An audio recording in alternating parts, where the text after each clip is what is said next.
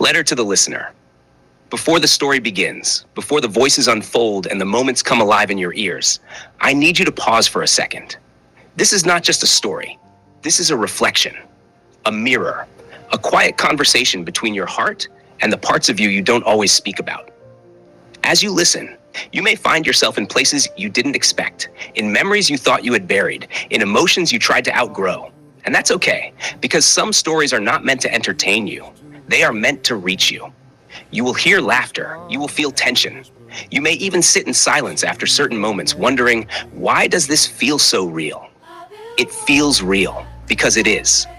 Not necessarily in events, but in truth. The truth of love, the truth of choices, the truth of consequences, the truth of becoming. Every character you will encounter carries something deeper than what is seen, just like you do. Some are searching, some are hiding, some are fighting battles no one else can see. And maybe, just maybe, you'll recognize yourself in one of them. If you do, don't run from it, sit with it. Because growth doesn't come from avoiding what we feel, it comes from facing it. This story was not created by accident. It was written with intention, with weight, with purpose. So whether you're listening in the quiet of your room, driving through a long road, or trying to escape your own thoughts for a moment, I want you to know this. You are not just a listener. You are part of this experience. Let the words settle. Let the emotions breathe. Let the story speak to you in ways no one else can. And when it's all over, don't just move on. Take something with you, a lesson, a realization, a shift. Because the best stories don't end when the audio stops. They stay with you. They change you. So as you begin this journey, listen not just with your ears, but with your heart. Joyfully yours, Okmipo T. Oluwole.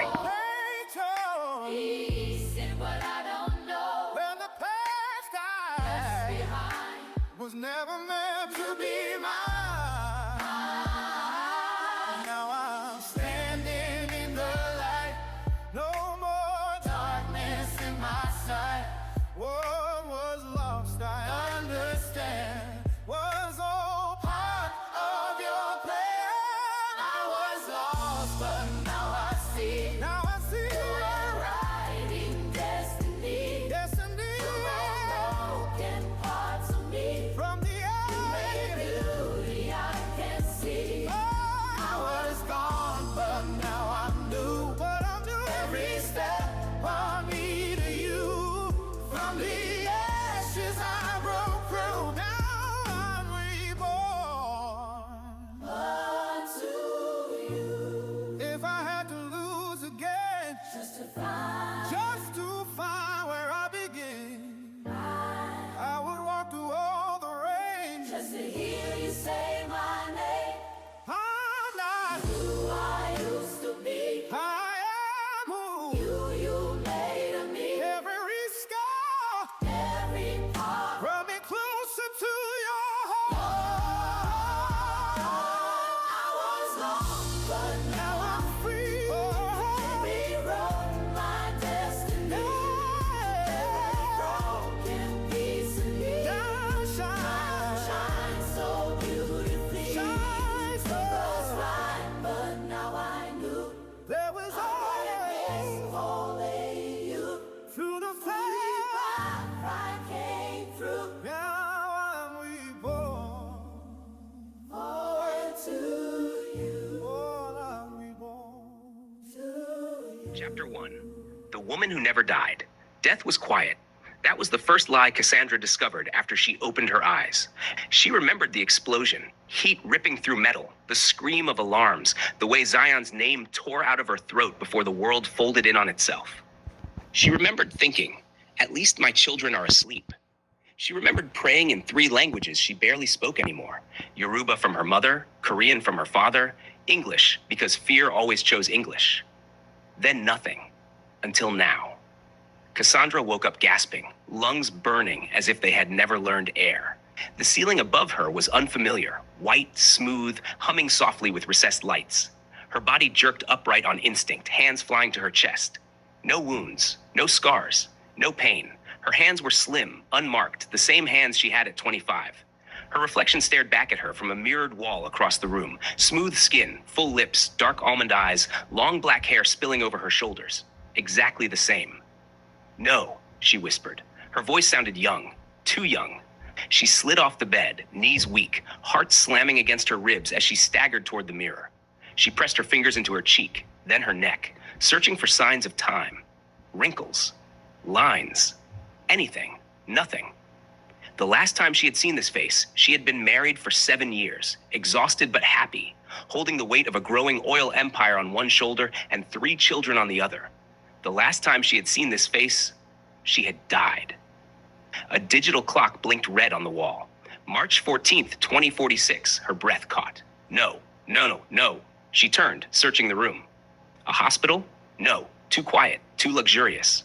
The sheets beneath her fingers were silk. The floor was polished marble. A massive window overlooked a city she barely recognized. Riverside had grown teeth. Glass towers pierced the skyline where modest buildings once stood. Roads twisted wider, smarter. Drones hummed faintly in the sky like mechanical birds. 20 years. Her knees buckled and she sank to the floor. My children. The word shattered in her mouth. Eleonora had been barely 6 months old when Cassandra died. Soft-cheeked, always reaching for her hair. The twins Asher and Asha had been 5. Loud, curious, forever asking why.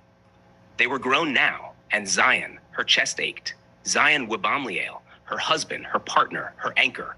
The biracial boy from Riverside with a Trinidadian mother who sang while she cooked and a Caucasian father who taught him discipline and restraint. Zion with his warm brown skin, sharp jaw, and eyes that always softened when he looked at her. He would be 45 now. Older, wiser, maybe broken. Would he even recognize her? A soft chime sounded behind her. Cassandra Webamliel, a calm voice said. You have fully awakened. She turned slowly. A holographic interface hovered midair, glowing blue. Welcome back. Her blood ran cold. Back? From where? A pause, almost respectful. From death. Chapter 2. The Name That Stopped Time. Zion Webamliel had learned how to keep his face still. Grief had taught him. Boardrooms full of men feared his silence more than his anger. At 45, Zion had become a monument. Tailored suits, salt threading his hair, eyes sharp as cut glass. The oil empire he and Cassandra had built from nothing had exploded after her death. New contracts, new fields, new power. The world called him brilliant. Riverside called the Webamliel family untouchable. His children called him dad with careful love. But at night, when the house quieted, Zion still slept on one side of the bed. The door to his private office slid open. Sir, his assistant said, voice tight, there's someone here. Zion didn't look up. Schedule it. She refused to leave. That made him glance up. She gave your security a name, the assistant continued. She said it belongs to her. Zion's jaw tightened. People say many things. She said her name is Cassandra. The world stopped. The pen slipped from his fingers, clattering loudly onto the desk. That's not funny, Zion said softly. No one's laughing, sir. Zion stood slowly. Every movement felt heavy, like his body knew before his mind did. Where is she? The east living room. He walked. Each step felt like walking into a memory he had buried alive. The doors opened, and there she was, standing by the window, sunlight wrapped around her like it had always known her. Same posture, same quiet strength, same face that haunted his dreams. 20 years younger than him, exactly as she had been the morning she died. His breath left him in a broken sound. Cassandra? His voice cracked despite himself. She turned, and when she looked at him, really looked at him, her eyes filled with tears. Zion, she whispered. That was it. That was the sound that shattered 20 years of discipline. He took a step back, heart pounding violently. This isn't real. She crossed the room slowly, afraid to move too fast, afraid he'd disappear. I know what you're thinking. I would think it too. How do you know, he demanded, that I hate being touched when I'm working? She stopped. Because you always flinch. How do you know, his voice shook now, that my mother sings when she's nervous? Because she sang the night we signed our first oil contract. His chest heaved. How do you know, he whispered, what I said to you right before you died? Cassandra swallowed. Her voice trembled. You said, come back to me, Cass. Don't you dare leave me alone with this world. Zion broke. He crossed the distance between them in 2 strides and gripped her arms, hands shaking, as if she might turn to smoke. You didn't age, he said hoarsely. You didn't change. I did, she replied softly. I lost 20 years with you. Tears slid down his face, tears he hadn't let fall in decades. You're dead. he whispered. I was, she said, and somehow I'm not anymore. From the hallway came a voice, young female, cautious. Dad? Zion froze. Cassandra turned slowly. A woman stood there, tall, elegant, with Zion's eyes and Cassandra's mouth. Eleonora, 20 years old, looking at her like she was staring at a ghost. And behind her, two men, twins, broad-shouldered, identical yet different. Asher and Asha, grown, alive, and staring at the woman who looked exactly like the mother they buried. Eleanor's voice shook. Chapter 3. Mom? The children who buried her. Silence fell like a held breath. Eleonora stood frozen in the doorway, fingers curled into the fabric of her jacket, as if letting go would make her collapse. Her eyes never left Cassandra's face. Not once. Asher was the first to move. No. The word came out sharp, angry, final. No, he repeated, stepping forward, positioning himself slightly in front of his sister. Protective, instinctive. The 5-year-old boy he once was still lived in that motion. This is sick. Cassandra flinched. Don't. Asher's jaw clenched, his chest rising fast. Don't say her name. Don't look like her. Asha said nothing at first. He just stared. His face had gone pale, eyes glassy, like he'd been punched somewhere deep and unseen. Unlike Asher, he didn't move away. He moved closer, slow, careful, like approaching a wild thing. That's her face, Asha murmured. That's Mom's face. Asher, Zion warned softly. No, Asher snapped, rounding on him. You don't get to let this happen, Dad. We watched them lower her into the ground. I watched you break. He turned back to Cassandra, eyes blazing. Who sent you? Is this about money? Because if it is, I know you hated peas, Cassandra said quietly. The room stilled. You used to hide them in your napkin and flush them, she continued, until the plumbing backed up and Zion grounded you for a week. Asher's mouth opened, closed. His breath stuttered. That doesn't mean anything, he said hoarsely. You could have researched us. Asha swallowed hard. She called him Zion, not Dad. Mom was the only one who ever did that. Eleonora finally moved. She took one step forward, then another. Each step looked like it cost her something. Say something, she whispered. Her voice trembled, fragile as glass. Say something only she would know. Cassandra's heart cracked open. You used to stop crying when I hummed, she said, tears spilling freely now. Not lullabies, just humming. You liked it because you said it sounded like I was breathing you safe. Eleonora's knees buckled. Zion caught her just in time. A sob tore out of her, violent and raw, the sound of 20 years of absence collapsing all at once. That's not fair, she cried. That's not fair. I don't even remember her like that. Cassandra moved instinctively, then stopped. She didn't know if she was allowed. Eleonora shoved away from Zion and stumbled forward anyway, fists slamming weakly into Cassandra's chest. You don't get to come back, she screamed. You don't get to look like that when I had to grow up without you. Cassandra didn't defend herself. She let the blows land. I missed your first words, Eleonora sobbed. Your first day of school. Every birthday I lit candles for someone who was dead. I know, Cassandra whispered, voice breaking. I know, baby. The word baby broke something final. Eleonora collapsed against her, sobbing uncontrollably, fingers clutching Cassandra's clothes like she was afraid she'd vanish. Asha stepped forward at last. He reached out, then hesitated. Say it, he said quietly. Say my name the way you used to. Cassandra looked at him, tears blurring her vision. Asha, she said softly. My moon. His breath left him in a sharp gasp. She turned to Asher. And my son. Asher shook his head violently. No, he whispered. No, no, no. His anger crumbled, replaced by something far worse. Hope. And hope terrified him. He dragged a hand down his face, eyes shining. You don't look older, he said brokenly. You don't look like you lived without us. I didn't, Cassandra said. Not by choice. Asher laughed once, short, hysterical. Then his shoulders shook. He sank into a chair, burying his face in his hands as the sobs came, deep and uncontrollable. I tried to remember your voice, he cried. I tried so hard, and now you're standing here like you never left. Cassandra knelt in front of him, finally daring to touch. She took his hands. I never stopped being your mother, she said. Not even when I was gone. Asha reached out then, resting his hand on her shoulder. Solid. Real. Eleonora clung to her side. Zion watched them, tears silent on his cheeks. The family that had survived 20 years of grief stood fractured, but together. And for the first time since Cassandra died, the house didn't feel haunted anymore. The years she didn't carry. The house learned Cassandra again. At first, it was small things.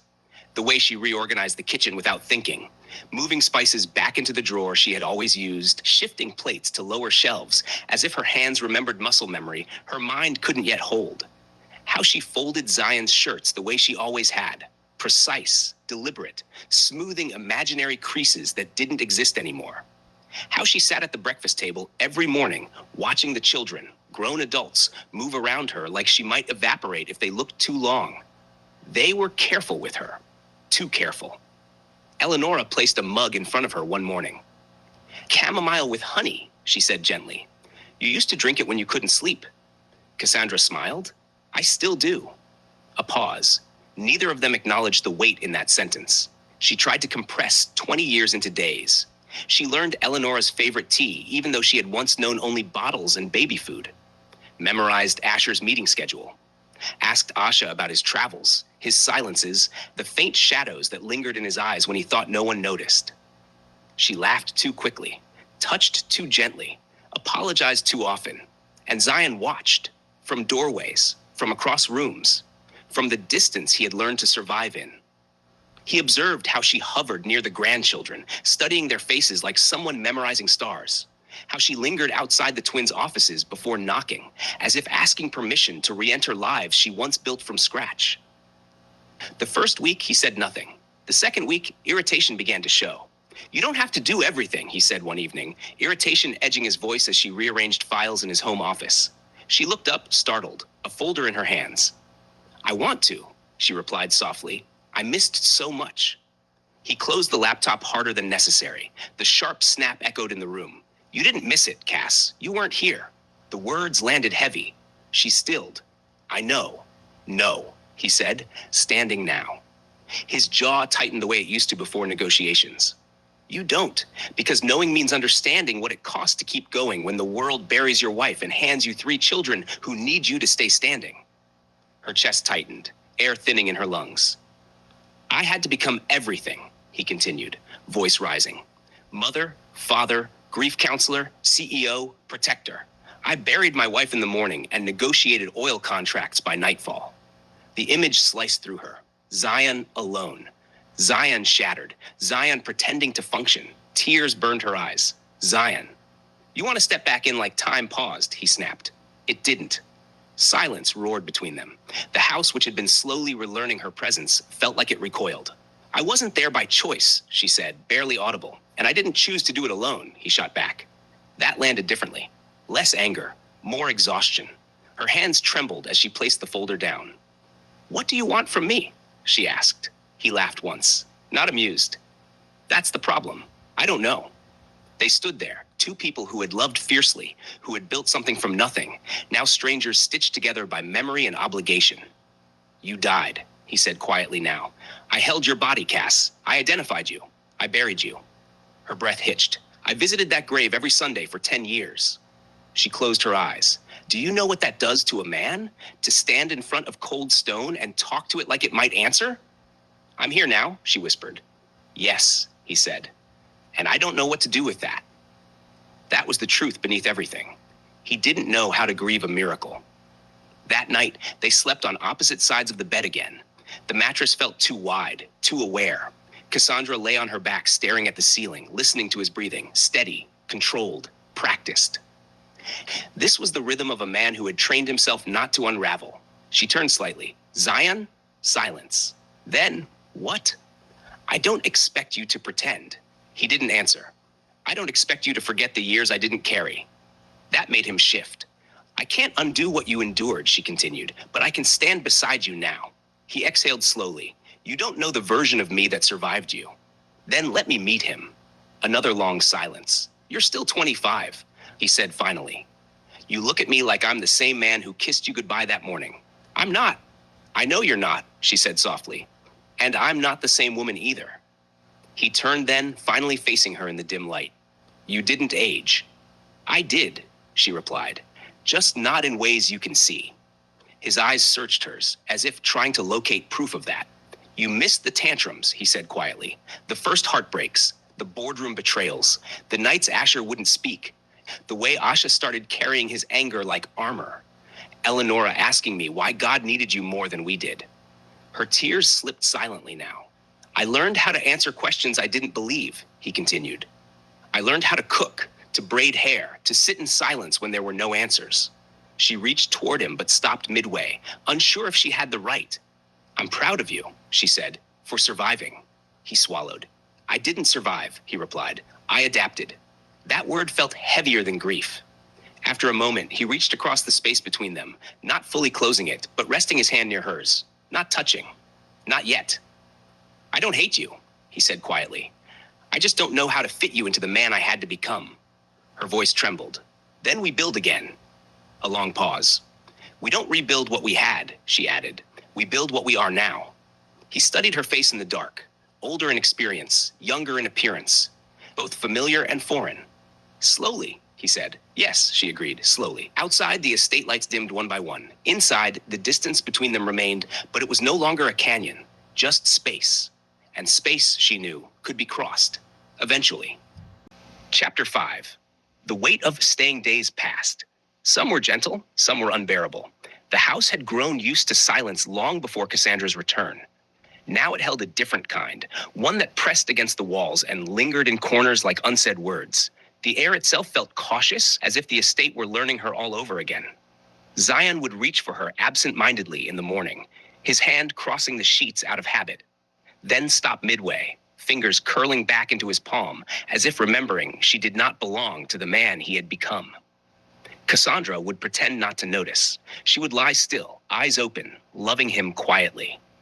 Loving the version of her husband forged by pain she never carried. Loving the new lines etched around his mouth. The silver threading through his hair. The strength in him that looked less like fire and more like steel. He had hardened, and she did not know how to soften him without breaking him. One afternoon, searching for something to occupy her restless heart, she found an old photo album tucked away in the study. It had been placed behind legal binders and financial reports, as if memory had been filed away with quarterly earnings. She sat on the floor, knees drawn to her chest, turning pages slowly. Renuka Wabamliel smiled from the photographs. Zion's mother, whom Cassandra had always affectionately called Mama Webam, radiant even through scarves wrapped gently around her head. In one picture, she held baby Eleonora close, her frail arms protective and proud. In another, she stood in the estate garden, thin but defiant, one hand lifted as if blessing the air itself. Cassandra's voice trembled in the quiet room. Is she sick? I haven't seen Mama Webam or Papa Webam. I haven't seen my mother or father either. I've missed them. Her fingers traced Renuka's smiling face. She asked for you, Zion said quietly from the doorway. Cassandra startled and looked up, her heart sinking. Mama Webam? He nodded once. His expression was carefully composed, but his eyes betrayed something deeper. Every time it got bad. Her throat tightened. I didn't know. She believed in miracles, he said, stepping further into the room. Not the kind that came. The bitterness in his voice was restrained, but heavy. Cassandra instinctively lifted her hand toward him, then hesitated. She did not know if she was allowed to comfort grief she had not witnessed. I lost her, Zion continued. 10 years ago, Alzheimer's and cancer. His voice grew quieter. She forgot my name before she forgot her pain, and I had no one to collapse into. The admission settled between them, raw and unpolished. I would have been there, Cassandra whispered. That's the problem, he said, pain sharpening his tone. You weren't. The words were not cruel. They were true. Something inside her fractured. I wake up every day knowing my parents buried me, she said, tears spilling freely now.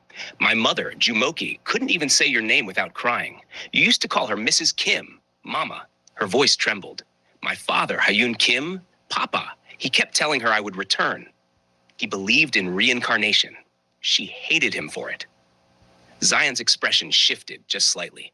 They moved back to Seoul, he said quietly. Staying here hurt too much. Your father still believes in rebirth. He told me once that your story wasn't finished. Cassandra stared at him in disbelief. He still believes that? He never stopped. Zion exhaled slowly, jaw tightening as if bracing against something invisible.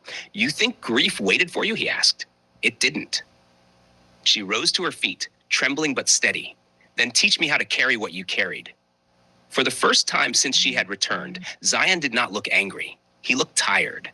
Not the kind of tired sleep could cure, the kind that settles into bone after years of endurance. You don't learn it, he said finally. You survive it. Silence filled the study. You survive because the children are watching, he continued. Because the board is watching. Because the world doesn't pause for a man who loses everything.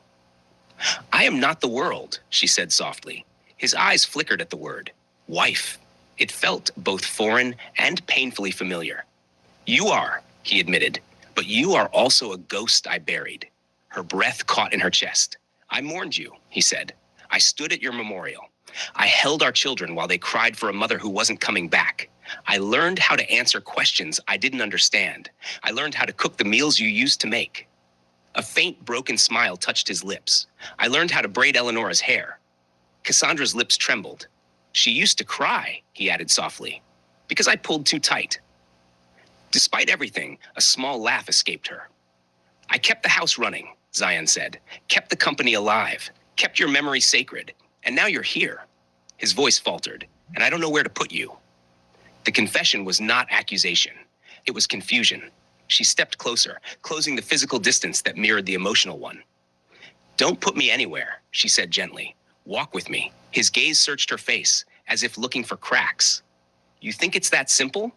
No, she admitted, but neither was surviving without me. The room felt smaller now, more intimate, the weight between them tangible. I can't undo what you carried, she said. I can't attend funerals that already happened. I can't sit beside you in hospital rooms that are now empty. Her voice steadied. But I can stay. The word lingered. Stay. Zion swallowed hard. Staying is heavy, he said. I know, she answered. Leaving was heavier. He studied her as though measuring the strength of her promise. You'll see parts of me that aren't gentle, he warned. Grief changed me. I already see them. You'll hear things from the children. Questions, resentments. They grew up without you. I know. And if they're angry, they have the right. He watched her carefully. Why are you fighting so hard? He asked. She did not hesitate. Because I still love you. The simplicity of it disarmed him. I loved you every day I was gone, she continued. In ways I cannot explain, in places I cannot describe. I don't need you to be who you were. I just need you to let me love who you are. His shoulders lowered slightly. The tension in him loosened. You're asking me to trust something I already buried. I'm asking you to let it breathe. The air shifted, not healed, but softer. Zion stepped forward until only inches separated them. This time, he did not hesitate. His hand rested at her waist, solid, deliberate, real. I don't know how to do this, he admitted. Neither do I, she whispered. He closed his eyes briefly, as if surrendering to something larger than pride. Then we learn, he said. Her fingers curled into his shirt. Together? She asked. He nodded. Together. It was not forgiveness, not restoration, but it was movement. Outside, late afternoon sunlight filtered through the tall windows, casting long golden shadows across the study floor. The estate once again listened, and this time, it heard them choosing to stay. Forgiveness is not a door. The argument came 2 nights later. It was ugly. Not loud at first, but sharp. The kind that builds slowly, like pressure behind glass. It started over something small. I'm coming to the board meeting tomorrow, Cassandra said casually, standing near the kitchen island while reviewing notes on her tablet. Zion didn't look up from his phone. No? She blinked. No? You don't understand the current structure, he replied evenly. The market isn't what it was 20 years ago. She stiffened. I helped build this company, she said carefully. I sat in those rooms. I negotiated those contracts. That was before, he said. Before. The word hit like a quiet slap. And now? She asked. Now, he said, finally looking at her. It's different. Silence stretched. I'm not fragile, Zion, she continued. You don't need to protect me from boardrooms. His jaw tightened. It's not protection. It's reality. And what is that supposed to mean? It means you don't know the players anymore. You don't know the risks. The economy shifted. The industry changed. So teach me. His laugh was short, humorless. You can't just walk back into this like you were on vacation. Her face paled. I wasn't on vacation. I know that, he snapped. Do you? The air thickened. You died, he said suddenly, harshly. And I survived. The words sliced through the room. There it was, the wound he carried. She stared at him, wounded and quiet, as if something sacred had just been struck. Do you think I rested? She asked softly. He didn't answer. You think death was peace? she whispered. I woke up alone, without you, without them, without my parents, without a body that aged with time. Her voice cracked, but she didn't stop. I lost 20 years too. He looked at her then, really looked. There was no accusation in her eyes, just grief. I came back to find my children grown, she continued. To find my mother grieving a coffin with no body in it. To find your mother buried. To find your father older. To find you changed. Her breathing grew uneven. I wasn't floating somewhere in comfort, Zion. I was disoriented, confused, a stranger to myself. He ran a hand through his hair, pacing now. You don't understand what it was like, he said, voice rougher than before. Holding our children while they asked me where you were, watching them cry themselves to sleep. I know I wasn't here. That's not the same as knowing what it cost. She swallowed hard. You had funerals, he continued. You had hospital rooms. You had contracts to sign with swollen eyes. I had to become someone else to survive. He stopped pacing. I became harder, he admitted. Colder, calculated. I stopped expecting miracles. Her chest tightened at that. I know, she said gently. You don't, he shot back, but there was less force in it now. I see it, she corrected softly. I see how you walk into rooms and command them, how you don't hesitate anymore, how you don't bend. He didn't deny it. I had to, he said, and I'm not asking you to undo that. Then what are you asking? She stepped closer, careful, as though approaching something fragile. I'm asking to stand beside you again. His expression shifted, pain flashing across it. You don't just get to step back into a position you left. I didn't leave. You weren't here. The truth hung heavy. She nodded slowly. Then let me earn it. His brows furrowed. Earn it? Yes, she said. Not as a ghost, not as the woman you buried, but as the woman standing in front of you now. Silence. He looked tired again. I became someone you don't know, he admitted quietly, and I don't know how to let you love him. There it was. Not anger, fear. She stepped even closer, her hands trembling slightly. Then let me learn him. He held her gaze. I don't smile the way I used to. I've noticed. I don't trust easily. You shouldn't. I don't believe things will just work out. Neither do I. He frowned slightly, surprised. You think I came back believing everything would be easy? She asked. I came back to a house that moved on without me, to children who built lives without me, to a husband who had to bury me. Her voice softened. I'm not asking you to forget what happened. I'm asking you not to punish me for surviving it. The words lingered between them. He leaned against the counter, exhaling slowly. You being here feels like reopening a wound I finally learned to live with. And me not trying would mean letting that wound define us forever. He closed his eyes briefly. Forgiveness isn't a door, Cass, he said. It's not something I open and suddenly everything resets. I don't want reset, she replied. I want forward. He studied her carefully. You think love fixes this? No, she said honestly, but love is why we fight for it. His shoulders lowered slightly. You frustrate me, he muttered. A faint smile touched her lips. I used to. You still do. The tension cracked, just a little. I don't want to compete with the man you had to become, she said. I want to know him. He hesitated. And if you don't like him? She shook her head. I already see him. The strength, the restraint, the way you carry everything without asking for help. That's not someone I reject. Her eyes filled. That's someone I'm proud of. The words disarmed him. He looked away first. You make it sound simple. It's not, she whispered. It's daily. It's awkward. It's uncomfortable. She reached for his hand. But it's ours. He didn't pull away. Not this time. Their fingers intertwined. Tentative, uncertain, real. I don't know how to forgive something that changed me, he admitted. You don't have to forgive all at once, she said. Just don't shut the door. He let out a slow breath. I'm still angry sometimes. I know. I still feel like I did it alone. You did. Her agreement startled him, but you don't have to keep doing it alone. The kitchen felt quieter now, not resolved, but softer. He lifted his hand, brushing his thumb across her knuckles almost absent-mindedly. Don't push me too fast, he warned. I won't. Don't expect me to pretend.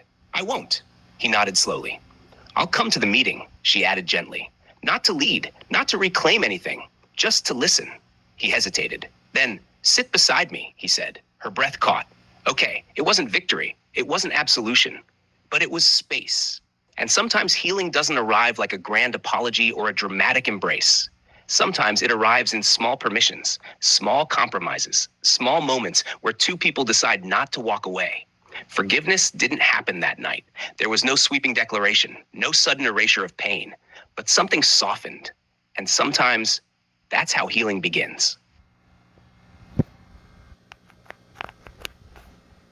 The woman he loved while waiting for the dead.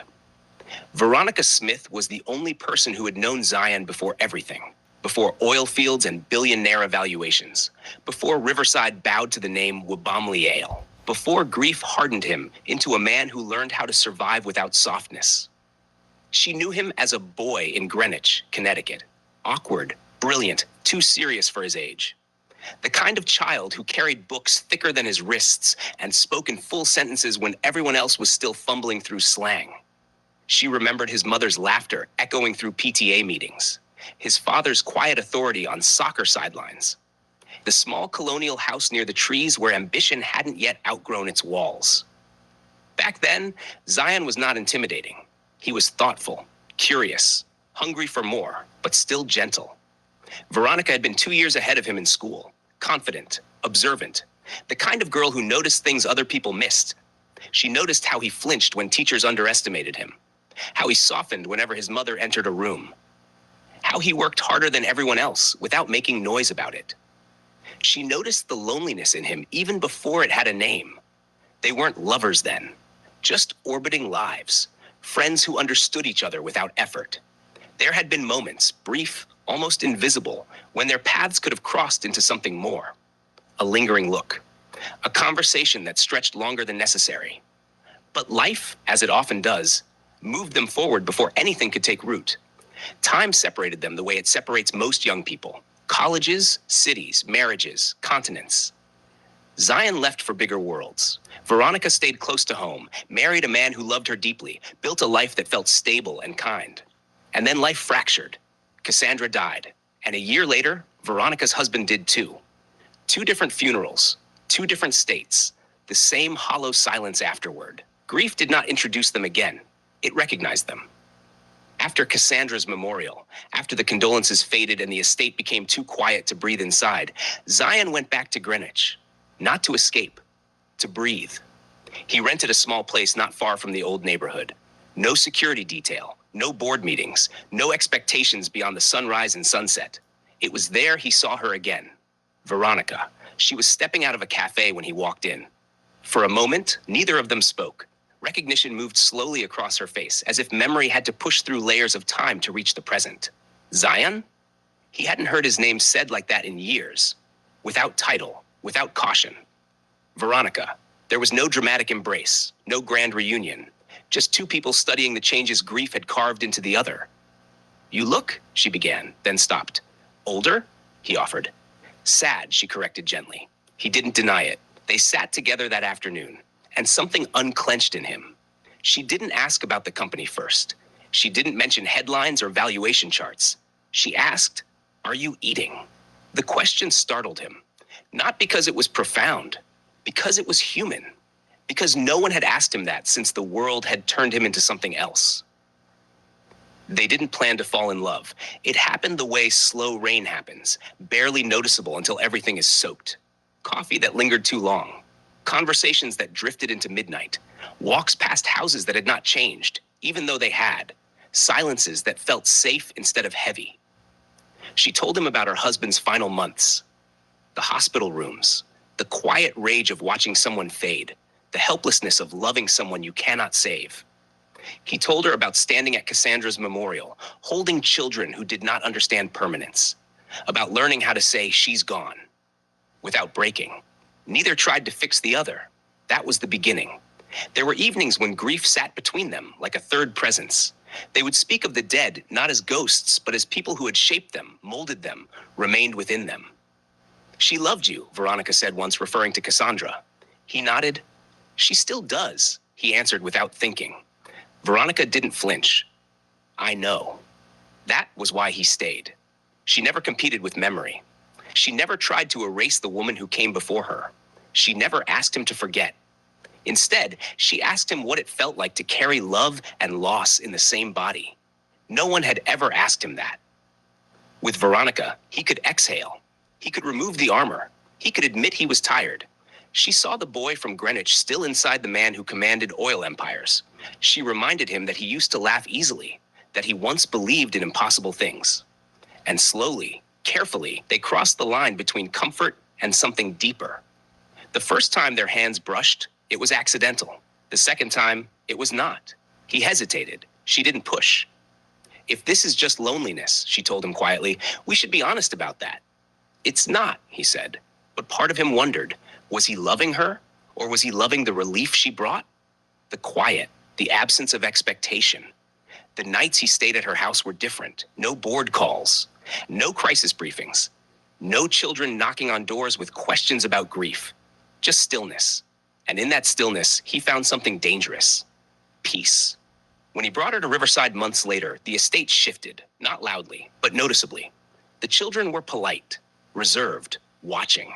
Veronica did not try to mother them. She did not sit in Cassandra's chair at the dining table. She did not rearrange rooms. She did not overstep. She existed beside Zion, not in front of his past. She understood what it meant to love a widower. She understood what it meant to love someone who was still loving someone else.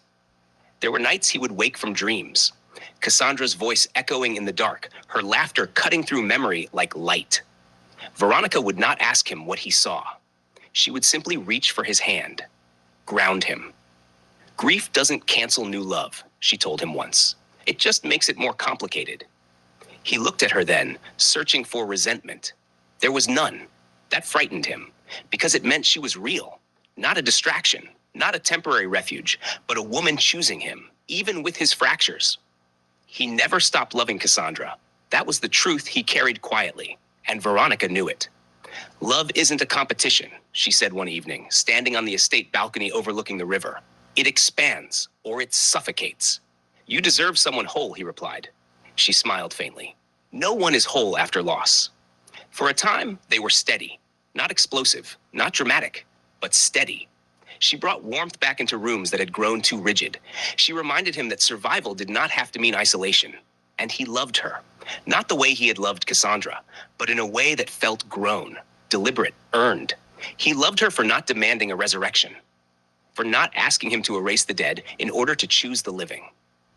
And then, Cassandra returned. The impossible happened. The dead woman came back, and everything Zion had rebuilt trembled. Because loving Veronica had not been betrayal. It had been survival. But survival becomes complicated when the miracle arrives. Veronica did not scream. She did not accuse. She did not fall apart the way lesser love might have. She looked at him with quiet devastation and said only one thing. I knew this might happen. He stared at her, confused, shaken. You never stopped waiting, she said gently, even when you thought you had. And that was the cruelest truth of all. He had loved her. He had chosen her. He had built something real with her. But somewhere deep inside, in the quietest, most hidden part of his soul, he had still been waiting for the dead. Veronica Smith was the woman who held him while he grieved. The woman who loved him while he rebuilt. The woman who asked for nothing but honesty. The woman who understood that love does not replace, it expands. And sometimes the hardest love to release is the one that saved you while you were drowning. Chapter 8. The Confession. Zion told Cassandra on a Thursday evening. The children weren't home. The house felt too large for the truth it was about to hold. It was one of those quiet evenings where silence did not feel peaceful. It felt like something waiting. The kind of silence that pressed against the walls, lingered in corners, and settled into the spaces between breaths. The chandelier above them glowed softly, casting warm light across the living room. Everything looked beautiful, untouched, perfect. But the air was heavy. Zion stood near the edge of the room, hands resting in his pockets, shoulders tense in a way that betrayed him.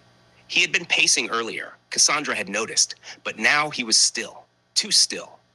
I loved someone, he said quietly. The words did not echo. They landed. Cassandra didn't flinch. She had felt it before he ever spoke it aloud, some invisible shift, some absence that grief alone could not explain. There had been a distance in him that wasn't just loss. Something layered, something lived. She had felt it in the way he sometimes paused before touching her, in the way his eyes held memories she did not recognize. Who? She asked softly. Her voice was calm, but her fingers curled slightly against her dress, gripping fabric as if it could steady her. Veronica Smith. The name settled between them. It wasn't sharp. It wasn't violent. It carried no menace. Just history. Just truth. Connecticut, Cassandra murmured. Zion nodded slowly. She knew me before you. There was something in his voice when he said it. Not affection, not longing, but acknowledgement. As if he were honoring a chapter he could not deny, even if he wished he could erase it. Cassandra swallowed. Her lips trembled for only a second before she steadied them. Did you love her? Like you loved me? The question was quiet, but it was the kind of quiet that demanded honesty. Zion closed his eyes. For a moment, he didn't answer. And in that pause, everything lived. The years without her, the nights he had broken alone, the silence that had shaped him into someone she was still learning. No, he said finally. His voice was firm, certain. But I loved her enough to feel guilty every day. Cassandra inhaled slowly. That hurt more than a lie would have, because guilt meant something real. Guilt meant he had given something he never intended to. Zion opened his eyes and finally looked at her. Really looked at her. And there was no hiding left in his expression. I buried you, he said, his voice rough now. I mourned you. Each word felt like a weight being placed carefully on the table between them. I built a life around your absence. Cassandra's chest tightened. She could see it now, the years she had not lived, the version of him shaped by grief she had never carried. And when I couldn't breathe anymore, he continued, his voice breaking slightly, I let someone hold me. The room went still, not quiet, still, as if even time paused to listen. Cassandra lowered herself slowly onto the couch. Her movements were controlled, deliberate, like if she moved too fast, something inside her would shatter. Her mind was not racing, it was sinking into the realization that life had continued without her in ways she had never imagined. I don't blame you, she said. Zion blinked. That wasn't what he expected. There was no anger in her voice, no accusation, just truth. I blame time, she continued. Her eyes lifted to meet his again, and this time there was pain, deep, aching, honest pain, but not directed at him. And fate, she added. Her voice trembled slightly now. And whatever power thought this was fair. Zion let out a broken laugh. It escaped him before he could stop it. Not because anything was funny, but because it was too much, too complicated, too human. She deserved more than a man still married to a ghost, he said quietly. There was no bitterness in his tone, only regret. Cassandra's gaze softened. And I deserve more than a man punishing himself, she replied. That landed differently. Zion's head dropped slightly, his jaw tightening. Because she was right. He had been punishing himself, not just for loving Veronica, but for surviving Cassandra, for continuing to live in a world where she didn't. Zion shook his head slowly. You came back, he said, almost as if he still didn't fully believe it. There was wonder in his voice, but also fear, because her return didn't erase what had happened. It complicated it, deepened it, forced it into the light. Cassandra stood then, slowly, carefully, as if reclaiming space in a life she was still learning how to stand in. I didn't come back to erase your survival, she said. Her voice was steady now, grounded, certain. She took a step toward him, then another. I came back to live. The words didn't demand anything. They didn't accuse. They didn't rewrite the past. They simply existed. Zion looked at her, really looked this time, not as a memory, not as a ghost, but as a woman standing in front of him, alive, breathing, choosing. And for the first time since she returned, he didn't look torn. He looked undone.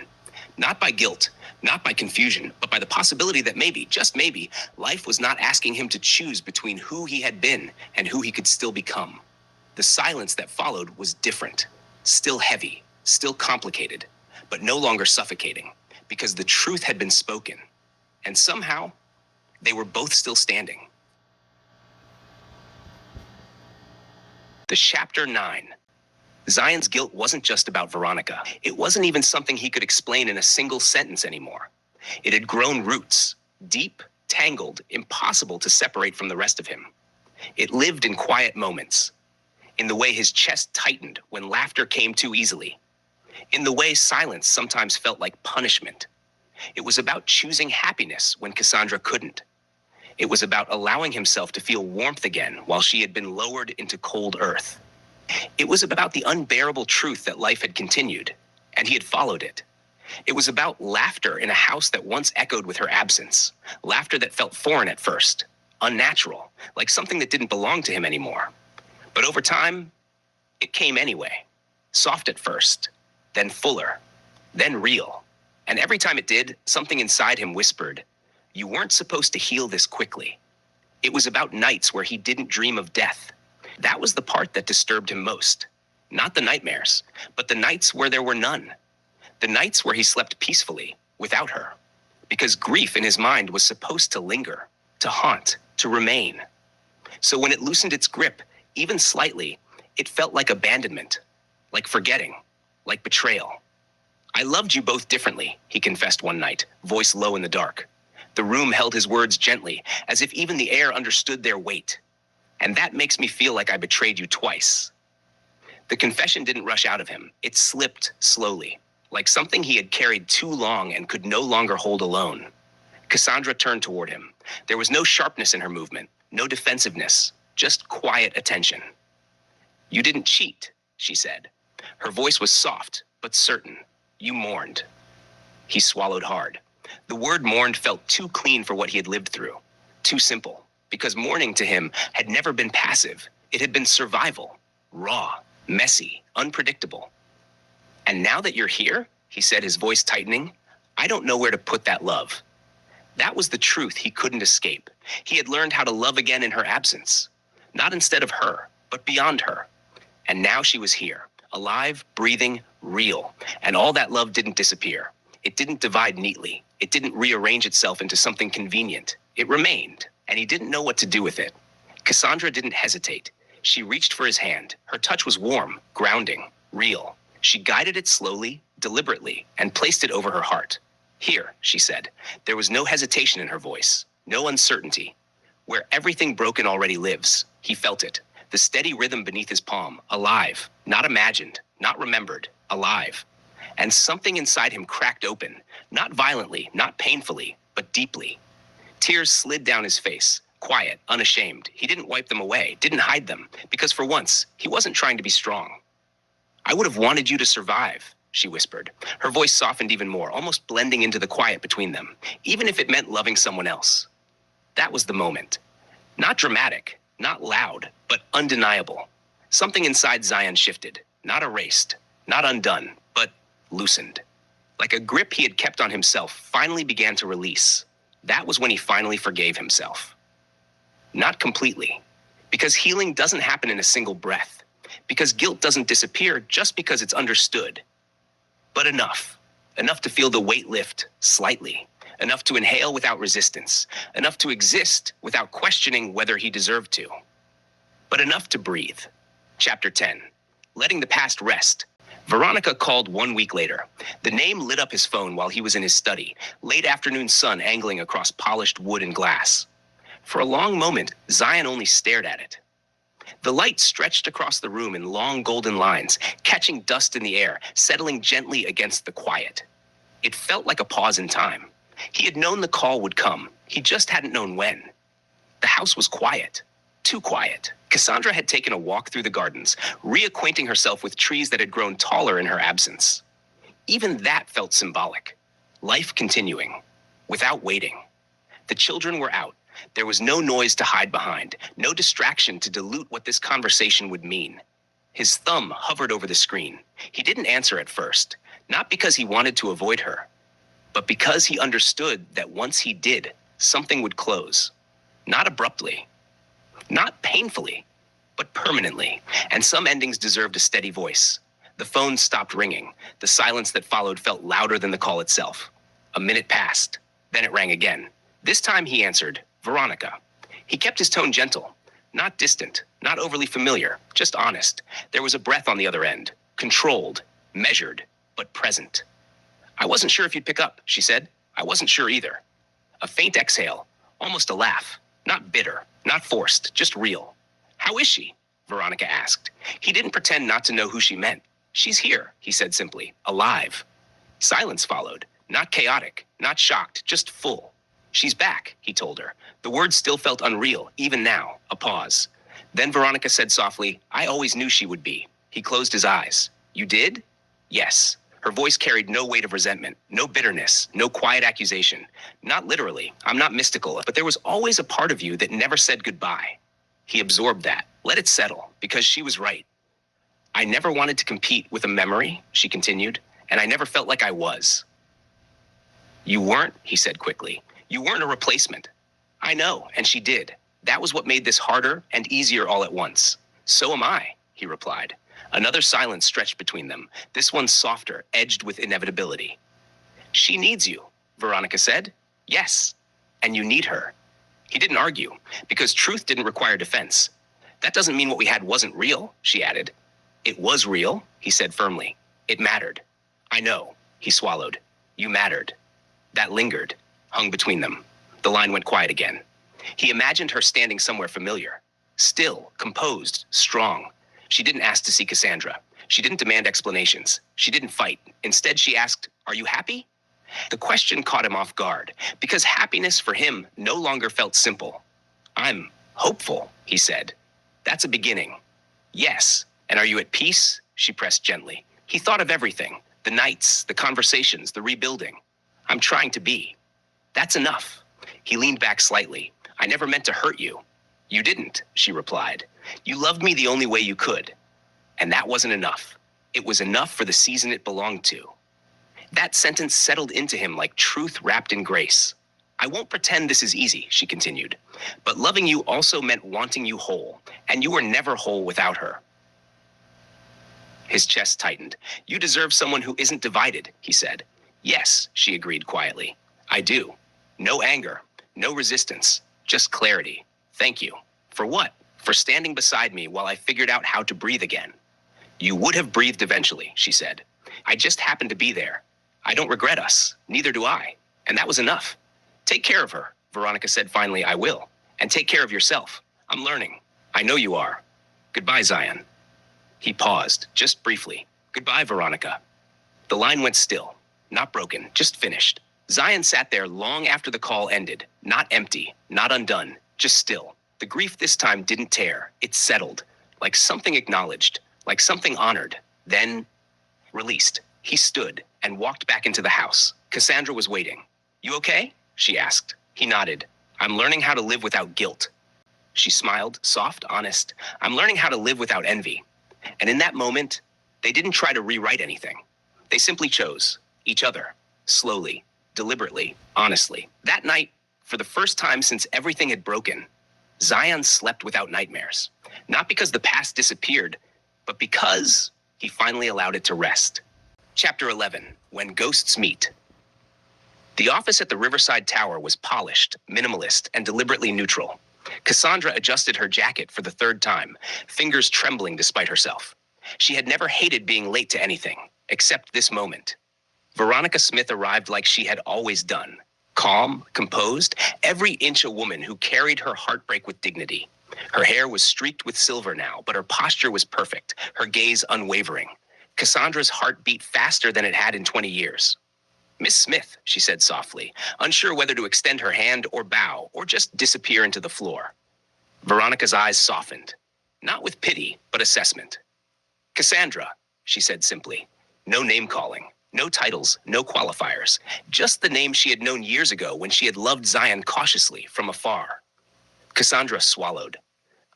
I know this is difficult. It's surreal, Veronica admitted. I've seen grief. I've lived with loss. But this is a first. She tilted her head slightly. You've come back.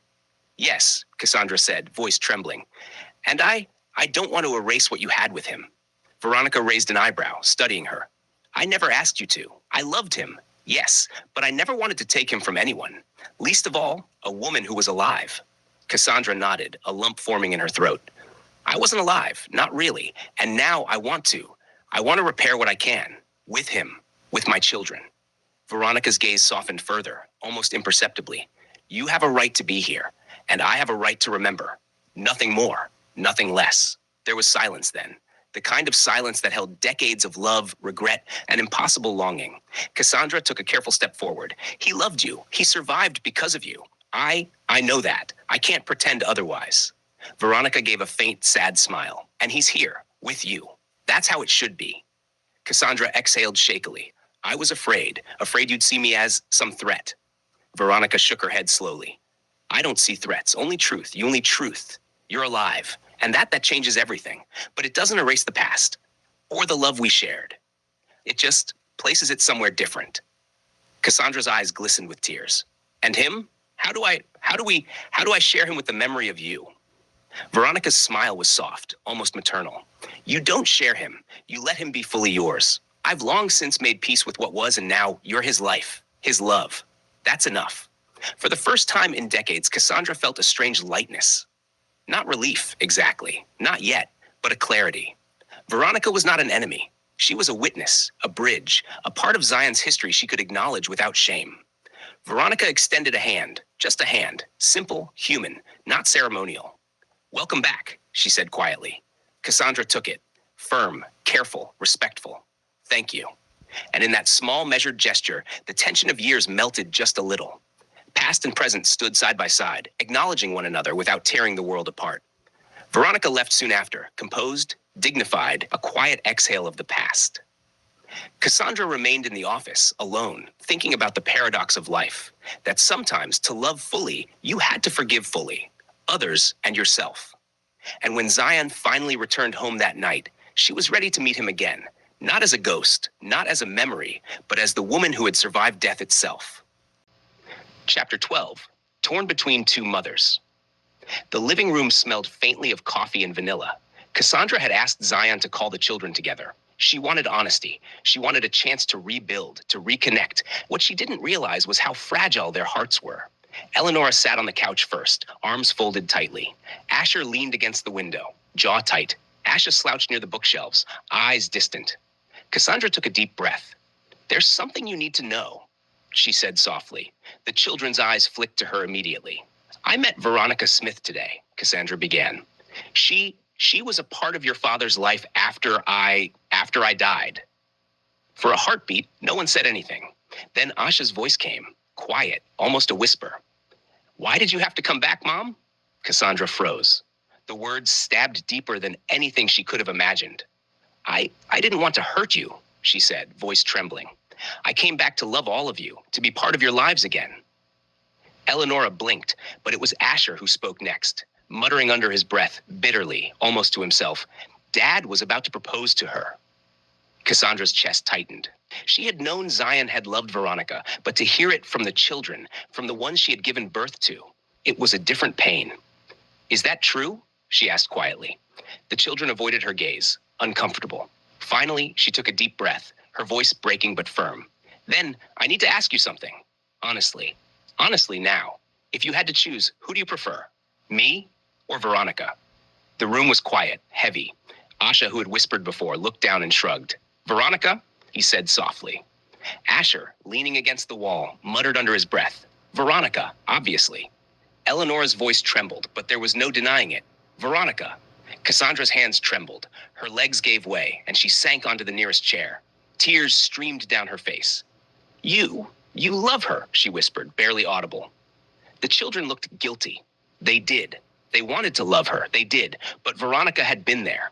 She had fed them when they cried, laughed with them when they were children, and filled the empty spaces Cassandra had left behind. She had been their mother too. Cassandra could feel her heart cracking in half. She stood up slowly, voice shaking. I understand, she said. I can't fight what's already in your hearts. Without another word, she walked to the bedroom, closing the door softly behind her. The sound of her sobs echoed through the quiet house. The children sat there, frozen. Asher broke first, rubbing his face. We didn't mean to. She was there, Mom, Eleonora whispered. We love you too, but Veronica, she's part of us. Asha sat silently, staring at the floor. I feel guilty, he murmured, but I can't lie. Down the hall, Cassandra cried. 20 years of absence, 20 years of pain, and now this, the family she came back to didn't need her. At least, not like before. And yet, buried deep in the anguish, a thought whispered, they're alive, they're happy. That's all that matters. But right now, all she could feel was emptiness. The sound of leaving Zion heard it before he reached the door, a scream, raw, animal, torn straight from the chest. He froze in the hallway. Cassandra. Another sound followed, the scrape of a zipper, the thud of drawers pulled too hard, the unmistakable roll of suitcase wheels against marble. Panic surged. He pushed the bedroom door open. Cassandra was on her knees by the bed, clothes half folded, half thrown, hands shaking as she crammed pieces of a life back into a suitcase that had never existed before tonight. Her face was red, eyes swollen, breath broken into jagged pieces. "Cassandra, where are you going?" Zion asked, voice hoarse. She didn't look at him. "I need space," she said, struggling to stand, dragging the luggage toward the door. "Space to think." "Cass, stop." She finally turned, pain flashing across her face like lightning. "I feel selfish," she said. "Selfish for coming back and disrupting the life you all built. Selfish for expecting you to leave everything behind for me." Zion stepped closer. "That's not." "If you were going to propose," she cut in, voice shaking violently, "you must have loved her. You don't plan a future with someone you don't love." Her voice cracked completely. "Go," she whispered. "Go and be happy with Veronica." Zion's chest tightened. "That's not what I want." "That's what they want," she said, tears spilling freely now. "Your children chose her. I can't compete with 20 years of presence." She reached into her bag and pulled out a printed boarding pass, hands trembling. "I've already purchased my ticket," she said quietly. "I'm going home." His breath caught. "Home?" "Seoul," she whispered. "To my parents, to Jumoke and Hayun. They buried a daughter once. I won't make them do it again." She turned the suitcase upright, fingers clamped around the handle like it was the only thing keeping her standing. "I'll remove myself," she said, voice numb now. "Let you all be happy again." Zion moved fast. He blocked the doorway. "You are not leaving like this." She laughed weakly. "Like what? Alive?" That hit him like a blow. "You think I survived 20 years, he said, voice breaking, "only to lose you by choice?" She shook her head. "You survived because of her." "No," he said fiercely. "I survived because I had children who needed me and a wife I buried but never stopped loving." She faltered. "You don't get to decide my happiness for me," he continued, tears streaking down his face now. "And you don't get to punish yourself for coming back." Cassandra clutched the suitcase handle harder. "I heard them," she whispered, "every word." Zion swallowed hard. "They didn't mean it the way you think." "They meant it," she said. "And that's okay. Love doesn't divide neatly." Silence stretched between them, thick, aching. "You came back to us," Zion said softly. "That doesn't mean you have to disappear again." She closed her eyes, fresh tears falling. "I don't know how to stay," she whispered, "not when my presence hurts everyone." Zion stepped forward and gently took the suitcase handle from her hand. "Then don't stay for them," he said quietly. "Stay for me." She looked up at him, lost, broken, terrified. "And if I can't choose yet?" she asked. "Then don't," he replied. "But don't run." Her knees buckled. Zion caught her before she hit the floor, holding her as she sobbed into his chest, grief racking her body like waves. "I'm tired," she cried. "I'm so tired of being the problem." "You're not the problem," he whispered into her hair. "You're the miracle we don't know how to hold yet." The suitcase stood forgotten by the door. The boarding pass slipped from her fingers. And somewhere between staying and leaving, love held its breath. Chapter 14. Children of two loves, Zion didn't slam the door. That was what frightened them most. He walked downstairs slowly, every step heavy with restraint. The living room was chaos. Eleonora on the couch, crying openly. Asher pacing like a caged animal, hands in his hair. Asha standing frozen near the window, eyes red, chest rising too fast. They looked up when they saw him. Not their powerful father, just a man who had buried a wife and almost lost her again. "What did you say to her?" Zion asked quietly. No one answered. "What?" he repeated, voice steady but dangerous. "Did you say to my wife?" Asher broke first. "She asked us," he said hoarsely. "She asked us to choose." Zion closed his eyes for a moment. When he opened them, they were wet. "And you answered." Asha's voice trembled. "We didn't mean to hurt her." "You did," Zion said simply. "You shattered her." Eleonora slid off the couch and dropped to her knees. "Dad, please," she sobbed. "We love Mom. We do. Veronica was there. She held us when you couldn't. She showed up to everything. She taught me how to braid my hair. I know," Zion interrupted softly. His voice cracked. "I know what she did for you. I was there too." Asher punched the wall lightly, frustration spilling over. "We didn't ask for Mom to die, and we didn't ask for her to come back either. Everything feels wrong no matter what we choose. Asha finally looked at Zion, tears streaming freely now. I whispered something I can't take back, he said. I asked why she had to come back. I didn't mean it like that, I swear. I was just scared. Zion's chest tightened. She heard you, he said. The room collapsed. Eleanor let out a scream, raw and broken. No, no, no!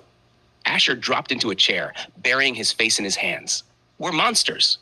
No, Zion said firmly. You're children who grew up too fast. He took a breath, steadying himself. She's upstairs packing, he continued. She thinks leaving will make you all happy again. Asha lunged forward. No! Eleonora scrambled to her feet.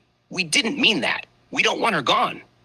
Asher's voice broke. We just don't know how to have two moms in our hearts without feeling like we're betraying someone. Silence. Then Asha spoke again, quieter now. Maybe we need help. Zion looked at him.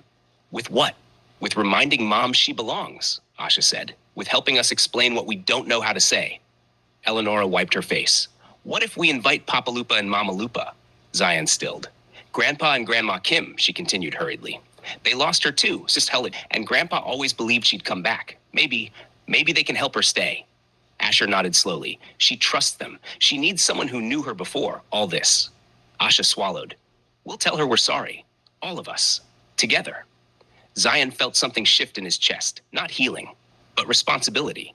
I'll call them, he said quietly. The children exhaled in relief, hope trembling between them. And then? Eleonora asked. Zion turned toward the staircase. Then we go upstairs, he said, and we fight for our mother. Upstairs, the suitcase still stood by the door. And Cassandra sat on the bed, hollow-eyed, believing she had already lost everything. Not knowing her family was finally learning how to choose her without losing anyone else. The ones who always believed. The knock came softly. Zion opened the bedroom door first. Cassandra sat on the edge of the bed, eyes swollen, hands folded in her lap, like she no longer trusted herself to touch anything. The suitcase still stood near the door, accusing and silent. Cass, Zion said gently. They want to talk to you. She didn't look up. I'm tired. I know, he replied, but please. The door creaked wider. Eleonora entered first. She didn't speak. She just walked to her mother and fell to her knees, wrapping her arms around Cassandra's waist like she had done as a child, like muscle memory had finally won. I'm sorry, Mommy, she sobbed. I'm so sorry. I didn't know how to love you without feeling like I was hurting someone else. Asher followed, eyes red, voice shaking.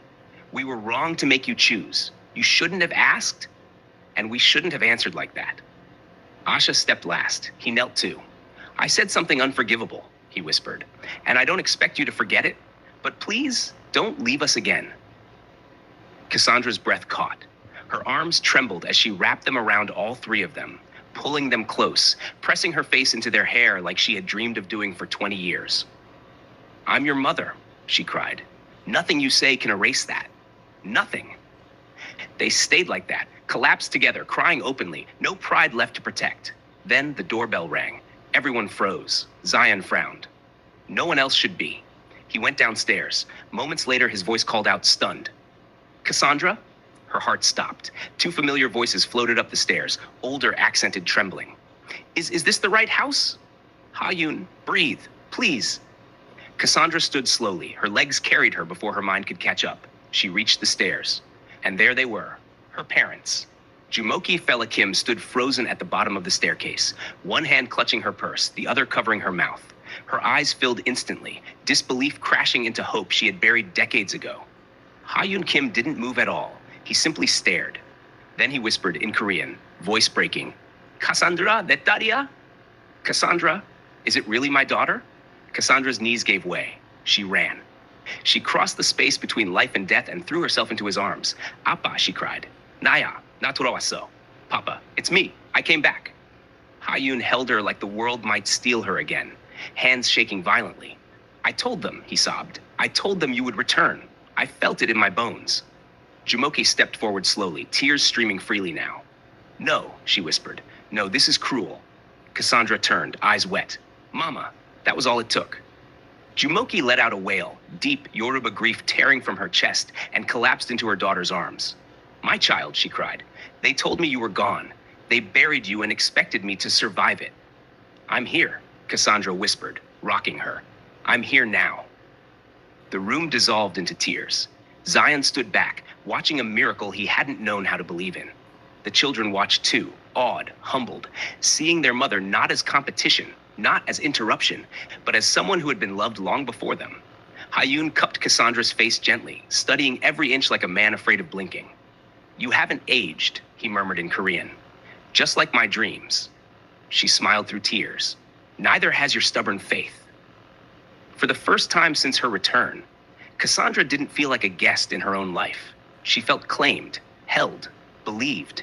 And upstairs, quietly, the suitcase remained untouched, no longer a threat, just a reminder of how close love had come to losing itself again. Chapter 16, What the Ancestors Cooked. The house smelled like home again. Not the polished, neutral scent of wealth, but heat, spice, memory. Jollof rice simmered on the stove, deep red and fragrant. Goat meat and chicken stewed slowly, bones releasing stories into the pot. Fried plantain sizzled. Coleslaw chilled in a wide glass bowl. Cornbread baked golden, its sweetness filling the air. Bottles of palm wine, red wine, and aged whiskey lined the counter. Life and celebration standing side by side. Cassandra stood barefoot in the kitchen, stirring rice with her mother beside her. Jumoke moved with instinct, sleeves rolled, head tied, her hands remembering motions grief had tried to erase. Hayun worked quietly at the counter, slicing vegetables with surgical precision, humming a tune Cassandra hadn't heard since childhood. For a moment, time folded. "You always added too much pepper," Jumoke said, not looking up. Cassandra smiled softly. "You always ate it anyway." A beat. Then Jumoke stopped stirring. She turned slowly, eyes searching her daughter's face. Not the young woman who stood before her, but the child she had lost, the woman she never watched grow old. "My daughter," she said carefully, voice trembling. "Tell me something." Cassandra's hands stilled. "How?" Jumoke asked. "Are you here?" The kitchen fell quiet. Even the pot seemed to listen. Cassandra swallowed. "Mama," she said softly, "I fought the battle of life and death for myself." Jumoke's breath hitched. "There was a place," Cassandra continued, eyes distant now. Not darkness, not light, something in between, like waiting. Hayun's knife paused midair. "And I was tired," Cassandra whispered. "So tired, I wanted to sleep, but something wouldn't let me." Jumoke's hand trembled as she reached for the counter. "Someone came," Cassandra said. "Someone familiar." She lifted her eyes to Zion, who stood in the doorway. "Renuka." Zion froze. "My spirit was wandering," Cassandra went on, voice steady despite the tears slipping free. "And she saw me. Your mother saw me." Zion's chest tightened painfully. "She didn't speak at first," Cassandra said. "She just held me. And then she said, 'You're not done, my daughter.'" Jumoke pressed a hand to her chest. "She guided me," Cassandra whispered. "Out of the limbo, into the light. She told me my children still needed their mother, and my husband still needed his wife." Zion's eyes filled. "She said," Cassandra added softly, "Tell my son I kept my promise." The kitchen broke open with tears. Jumoke pulled Cassandra into her arms, rocking her the way she had when nightmares ruled childhood. "I was angry," she sobbed. "I was angry at God, at your father, at hope." Hayun stepped forward, placing his hand gently on both of them. "I told you," he whispered in Korean, "some souls walk more than one road. The feast." They ate together that night. Everyone. Laughter threaded carefully through tears. Plates overflowed. Glasses clinked. Zion raised a toast. "To the women who carried us," he said hoarsely. "In life and beyond." They drank.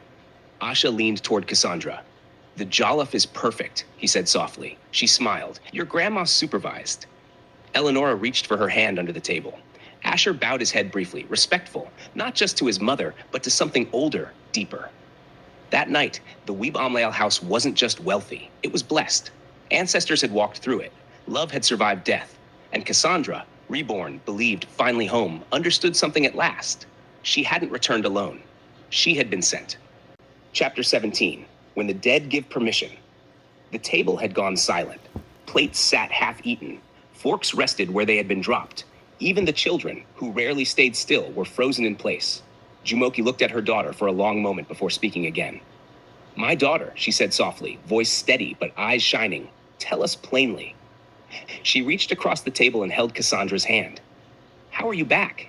Everyone leaned in. Zion, the children, Hayun. Even the walls seemed to listen. Cassandra took a slow breath.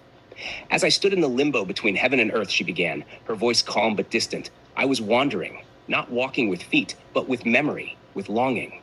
Her eyes lifted, unfocused now. There was no pain, no body, just awareness. And I was tired. I thought my story had ended. She swallowed. Then I saw her. Zion's breath caught. Mrs. Wabamliel, Cassandra said gently, your mother. A soft gasp moved through the room. She didn't look sick, Cassandra continued. No cancer, no weakness. She was strong, whole, glowing in a way I can't explain. Zion closed his eyes. She called me by name, Cassandra said. And she said, why are you standing here when your family is still calling you? Eleanora's hand flew to her mouth. She told me, Cassandra went on, that Zion needs me, that my children need me. She said it again and again, like she was afraid I wouldn't hear it. Her voice trembled. We walked together for a long time, talking, remembering, looking. For what? Asha whispered. For the light, Cassandra replied. Hayun nodded slowly, as if this confirmed something ancient.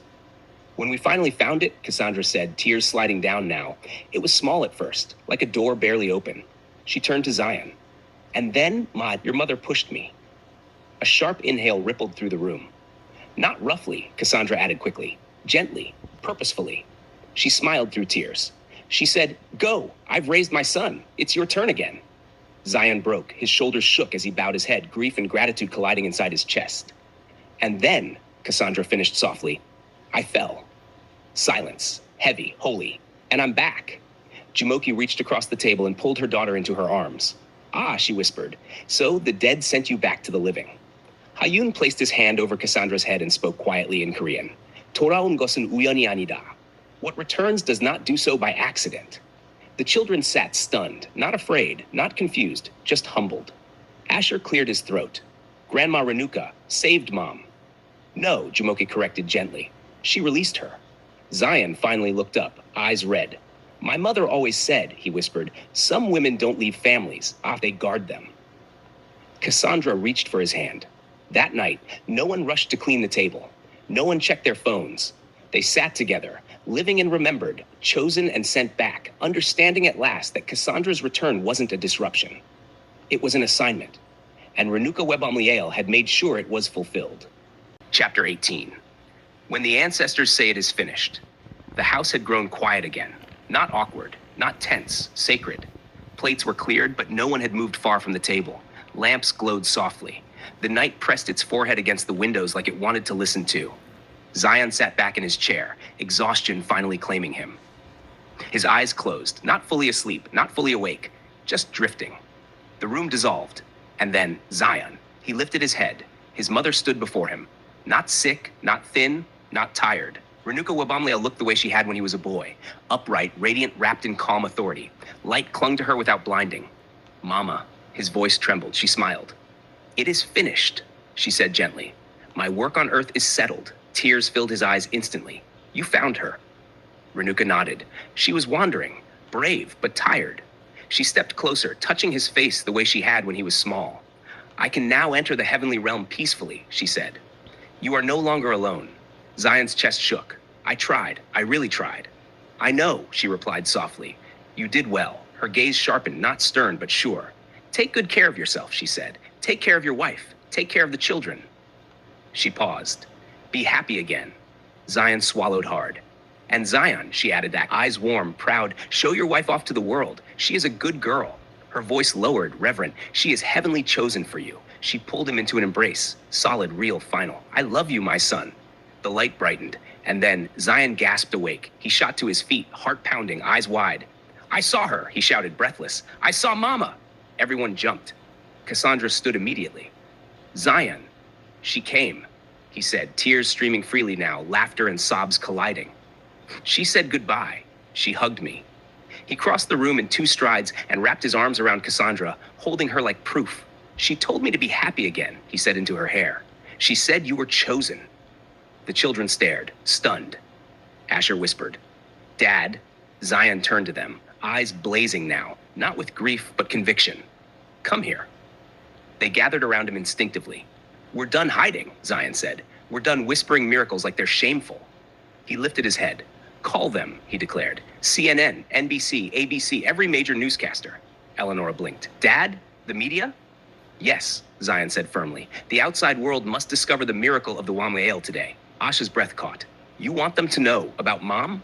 Zion looked at Cassandra, at the woman who died, at the woman who returned, at the wife heaven itself had sent back. Yes, he said softly. They will know. Cassandra's heart raced. Zion, she whispered, are you sure? He smiled at her, the full smile she hadn't seen in 20 years. My mother released you, he said. Now I will present you. Outside, the night was quiet. Inside, a family stood blessed, claimed by the living and the dead alike, and by morning, the world would never be the same again. Chapter 19, Proof Under the Sun. By sunrise, Riverside was already awake. Satellite trucks lined the street like metal birds. Cables snaked across manicured lawns. Security tightened, gates widened, and the Weebamliel home, once a private sanctuary, became the center of the world. CNN, NBC, ABC, BBC, Al Jazeera, the miracle had crossed oceans overnight. Inside, Cassandra stood between Zion and the children, hands trembling despite the calm she wore. Cameras flashed through the windows like distant lightning. Are you ready? Zion asked softly. She nodded. I was sent back.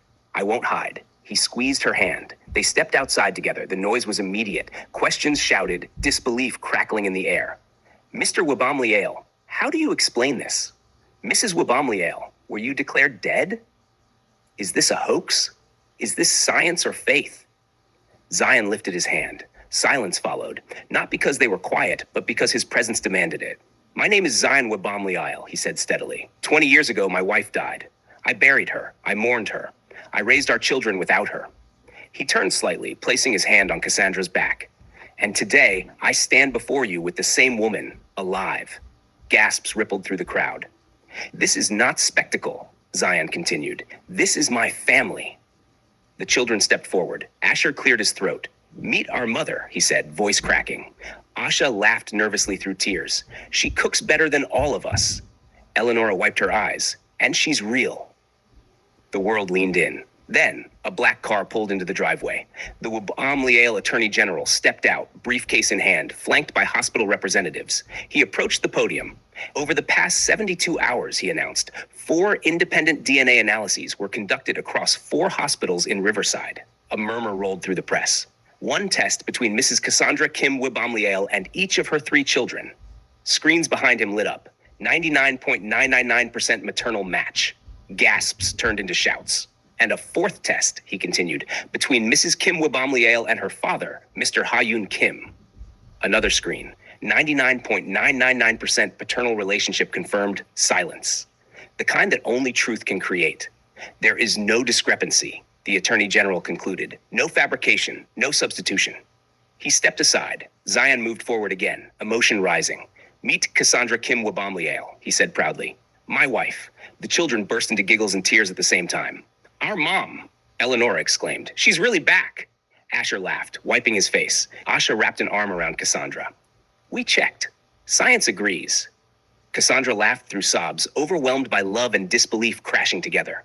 Across the world, phones buzzed, news tickers exploded, churches prayed, scientists argued, skeptics fell silent. And in Connecticut, Veronica Smith watched the broadcast in stillness. She smiled. She came back, she whispered. Of course she did.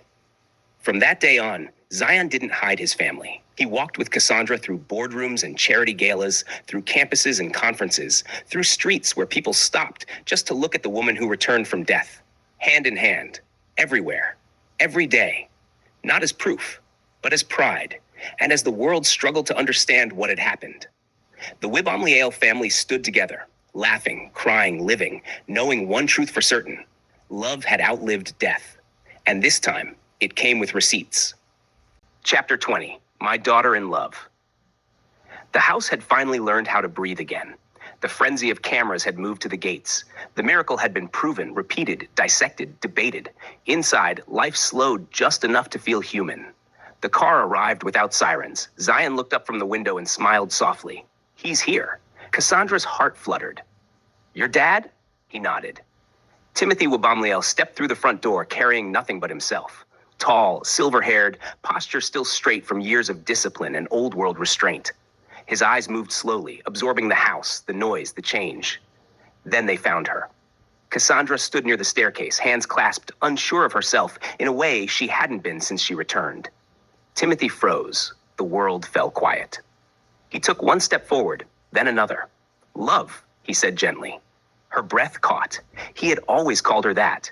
Never my daughter-in-law, never Zion's wife, just love. Cassandra's eyes filled instantly. Daddy Timothy, that did it.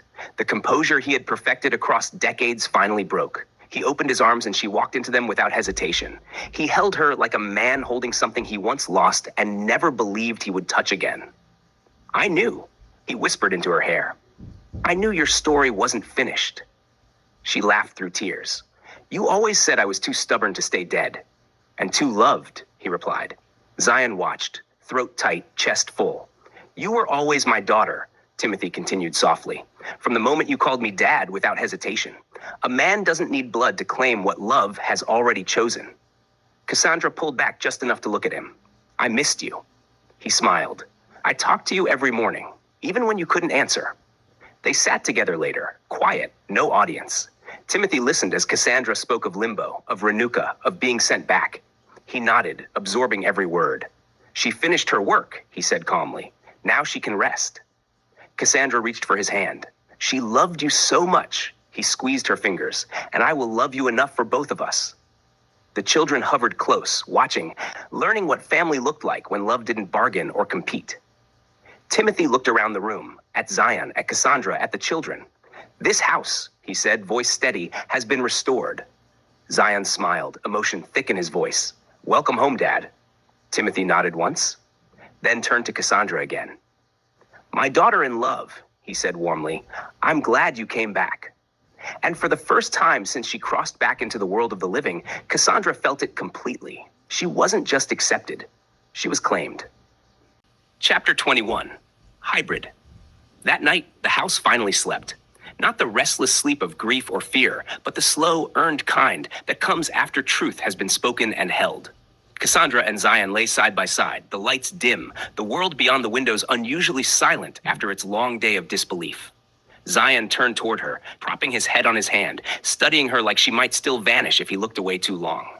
You know, he said softly, there's something I've been meaning to ask you. She smiled sleepily. That sounds dangerous, he chuckled. Come back to work with me. Her eyebrows lifted. Work? Yes, he said, lowering his voice dramatically.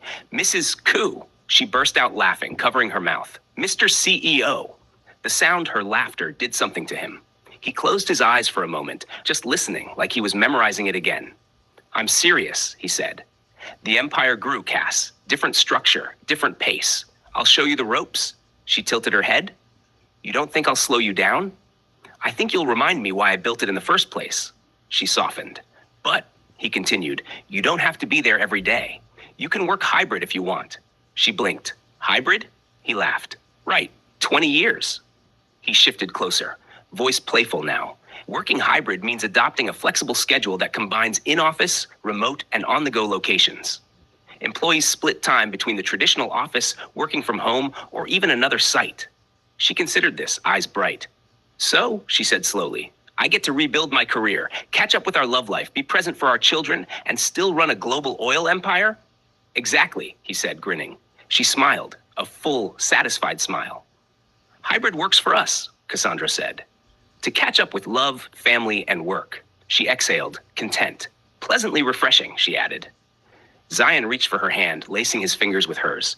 Welcome back to the boardroom, he whispered. She squeezed his hand. This time, I'm not leaving. Outside, the night held steady. Inside, two partners, older, wiser, reunited, began again. Not from the beginning, but from now. Chapter 22, Saturday, Sunday, and Us. That night, the world finally fell away. Zion stood close to Cassandra, arms around her, breathing her in slowly, as if he were afraid the scent might disappear. You always smell good, he murmured. She cheeks, her closed eyes, the bridge of her nose, lingering at her neck like he was rediscovering a language he once spoke fluently. When he finally kissed her lips, it was unhurried, certain. She pulled back just enough to search his face. Are you sure? She asked quietly. He rested his forehead against hers.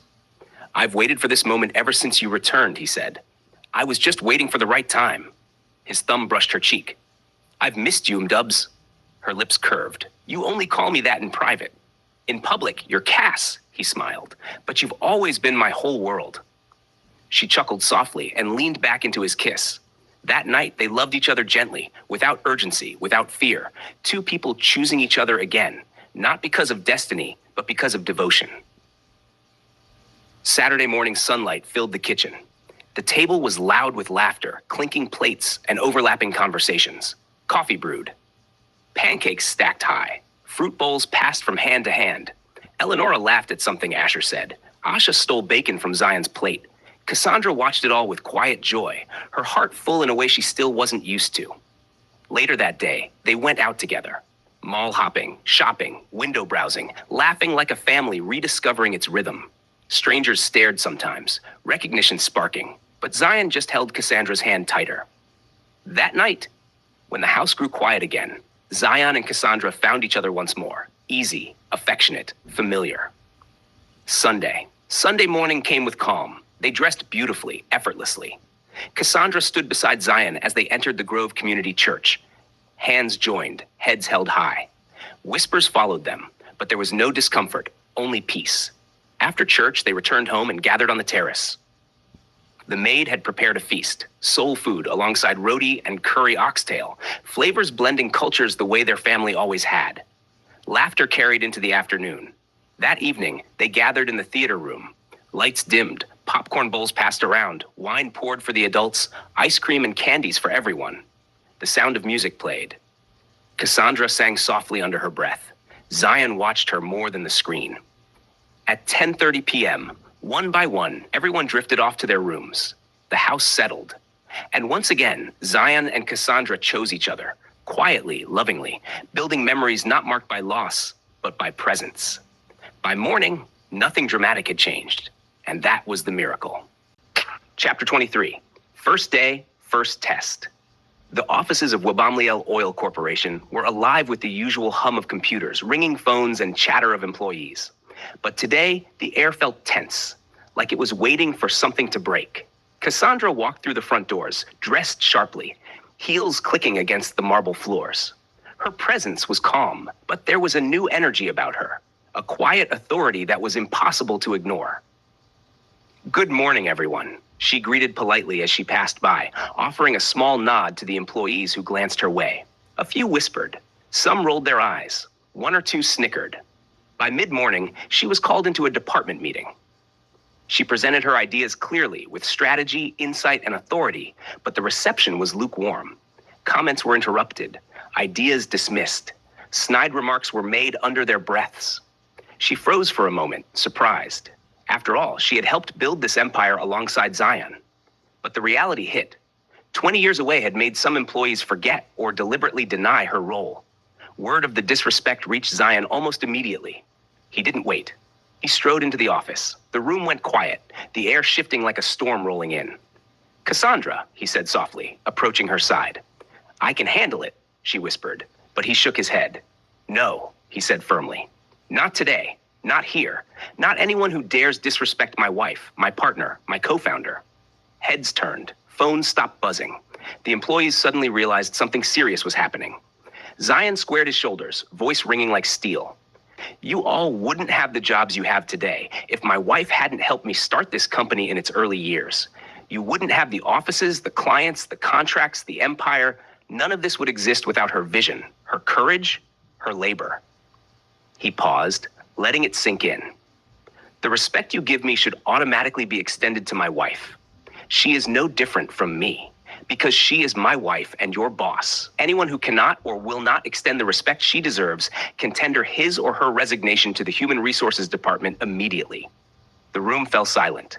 Then Cassandra, standing tall beside him, finally spoke. "I'm not here to punish anyone. I'm here to lead, to guide, to grow this company. Not just for me, not just for my husband, but for all of you. But respect is non-negotiable." A few heads nodded. Some cleared their throats nervously. A few employees quietly excused themselves. Zion placed a reassuring hand on Cassandra's shoulder. "Go ahead," he whispered. "Show them who you are." And she did. Meetings that had been tense before now flowed smoothly. Employees listened, questioned politely, and slowly, grudgingly, began to take her seriously.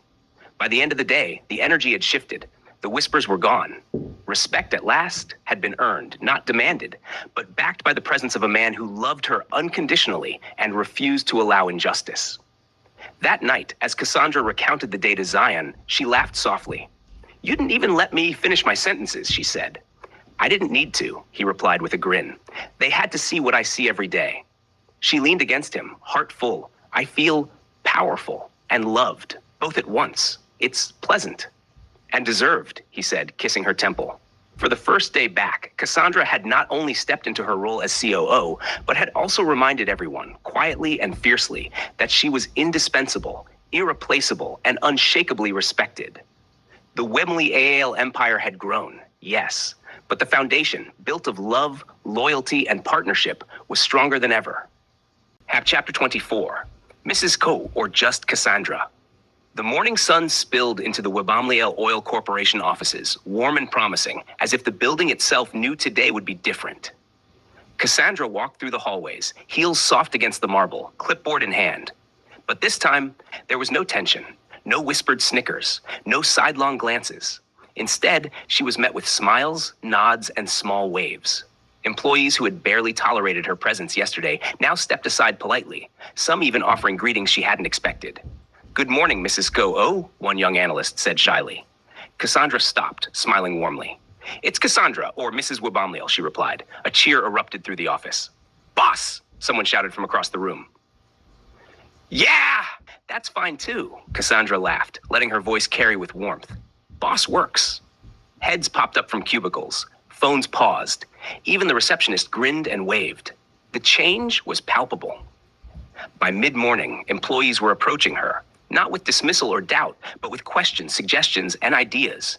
She listened attentively, gave thoughtful feedback, and offered guidance where needed. "I've never had a boss explain things this clearly," said one junior employee, almost in awe. "It's like she actually cares about how we grow." Cassandra smiled at him. "That's the whole point. Growth isn't just for me or for Zion. It's for all of us. Every idea, every effort, every mistake is a step forward." By lunch, the atmosphere had shifted completely. Employees now clustered around her desk voluntarily, asking for advice on projects, offering insights they'd been holding back, and even joking comfortably with her. "Mrs. Sko, what do you think about this proposal?" one mid-level manager asked. "Call me Cassandra," she said with a playful smile. "Or Mrs. Webamliel. Or boss, whichever makes your workday brighter." Laughter filled the room. The tension of the past days evaporated like smoke in sunlight. One of the senior employees, quietly observing the shift, leaned over and whispered to a colleague, "I think she's the leader we've always needed, not just because of her position, but because she inspires respect without demanding it." By the end of the day, Cassandra had not only taken her place as COO, but had become a mentor, a guide, and a presence people genuinely wanted to learn from. Zion watched from the corner office, a proud smile on his face. "You did it," he said softly, stepping beside her as the last of the staff filed out. "I didn't do it alone," Cassandra replied, glancing at him with warmth and mischief. "They just needed a little reminder who I am, and that they should respect you," he said. Cassandra laughed, looping her arm through his. "Exactly. Now, let's get home. I think I deserve a little celebration with my family." Zion nodded. "A little celebration? And maybe some hybrid work planning?" She grinned. "Hybrid works perfectly, for work and for love." As they walked out together, the employees waved and even clapped. "Bye, boss," they shouted. Cassandra turned, laughed, and waved back. "See you tomorrow, team. Let's make this empire stronger, together."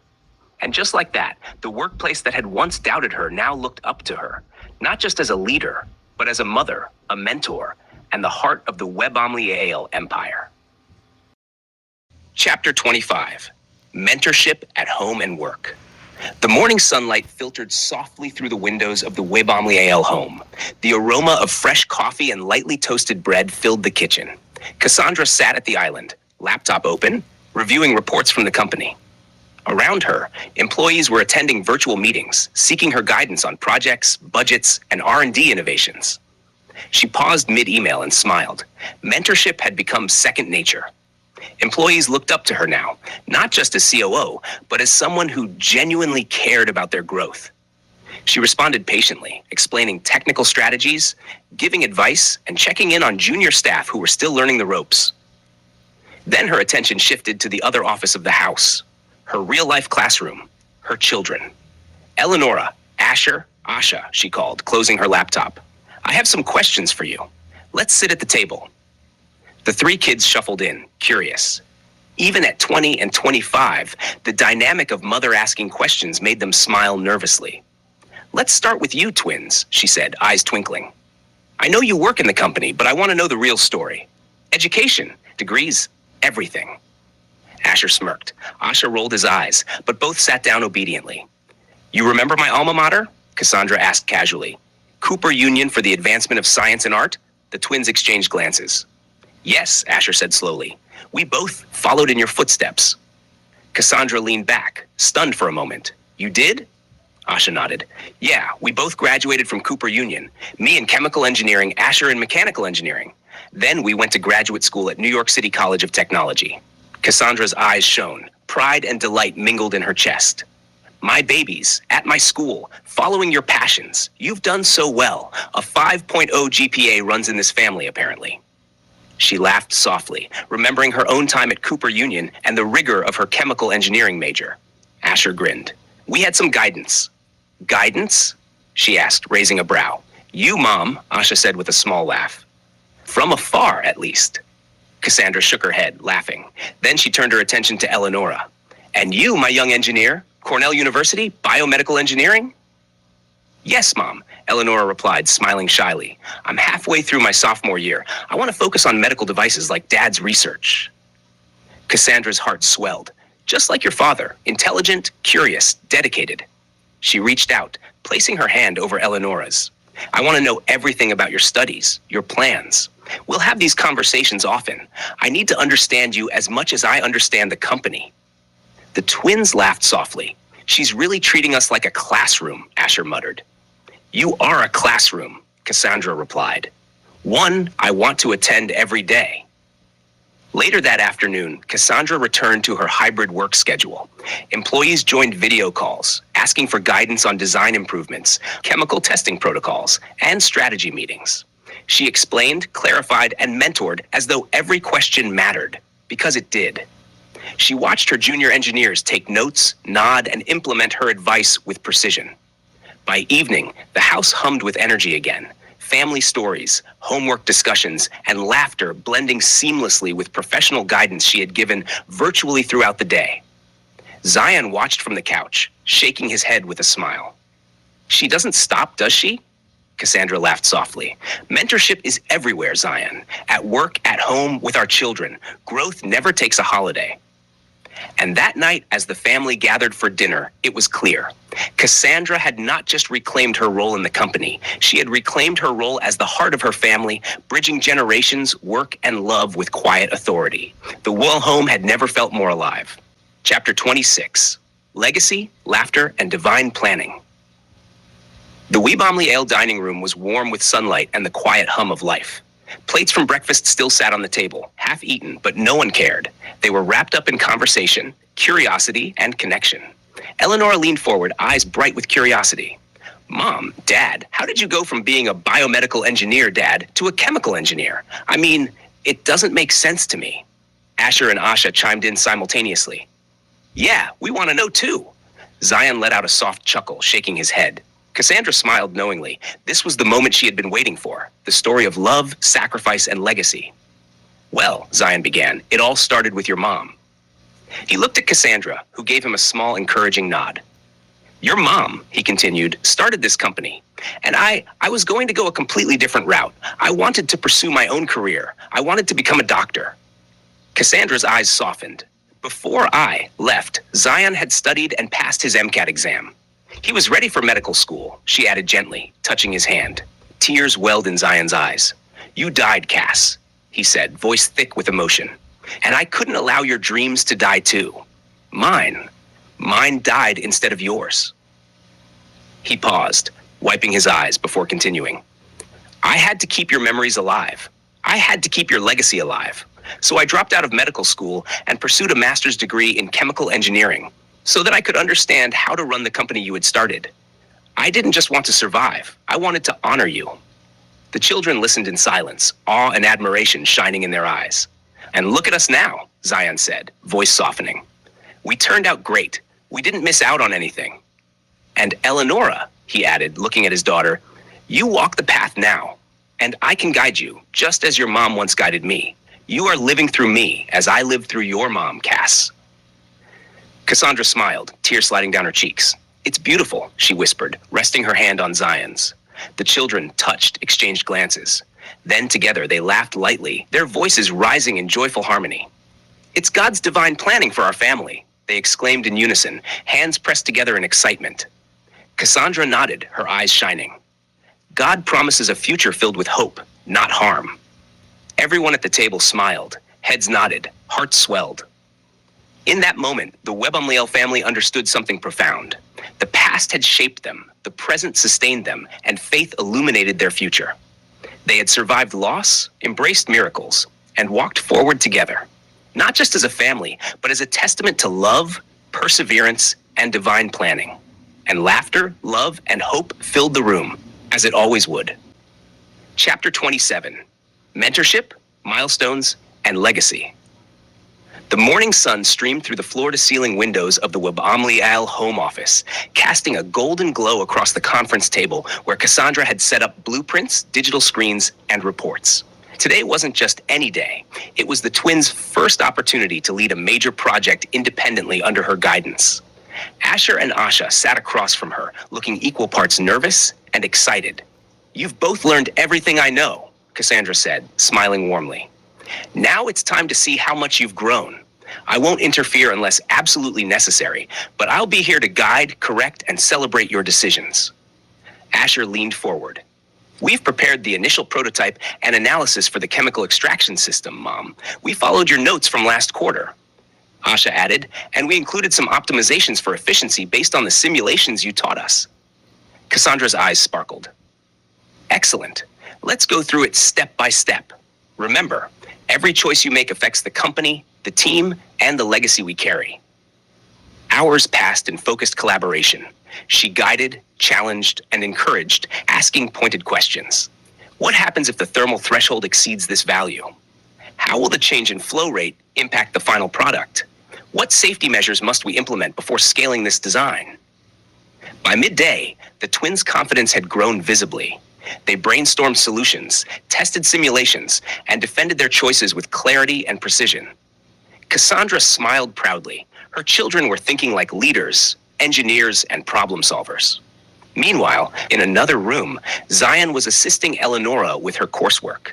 She was hunched over a notebook, struggling to understand the complex principles of biomechanics and bioinstrumentation.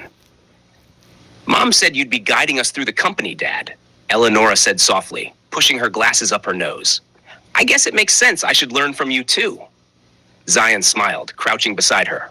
Absolutely. Think of biomechanics as the bridge between what your mind designs and what the human body experiences. Bioinstrumentation is just the way we measure and respond. He pointed to a diagram. See this sensor? It reacts to strain in a controlled environment. Your design has to anticipate how a real patient's body would behave under stress. Eleonora's eyes widened. Oh, I get it now. So this isn't just theory. It's applied directly to the real world. Yes, Zion said, pride in his voice. And remember, the goal isn't perfection. It's understanding, testing, and improving. That's how we grow.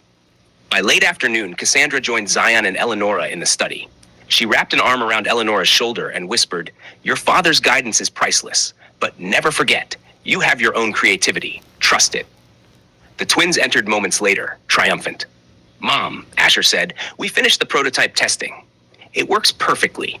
The simulations aligned with reality. All the optimizations passed your standards. Asha added, we did it. Cassandra laughed and clapped. I knew you could. I couldn't be prouder. The family gathered around the table, reviewing results together. Zion looked at Cassandra and whispered, You've done more than teach them engineering. You've taught them leadership, responsibility, and pride in their work. Cassandra smiled softly. And you've taught them resilience, discipline, and curiosity.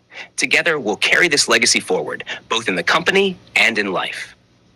Eleonora beamed. I feel like I'm really stepping into the family tradition. Asher and Asha nodded in agreement, eyes shining. Mom, thank you for showing us what's possible. Cassandra kissed both their heads. The future is yours. Just remember, every success, every lesson, every challenge, it's part of the legacy your parents built and the one we continue together. That evening, the family celebrated quietly. Wine, soft music, and laughter filling the Weebomley Ale home. The twins' first independent project was a success. Eleonora had grasped new concepts, and Cassandra and Zion finally allowed themselves a moment to marvel at the family they had nurtured and now saw thriving. The company was in capable hands.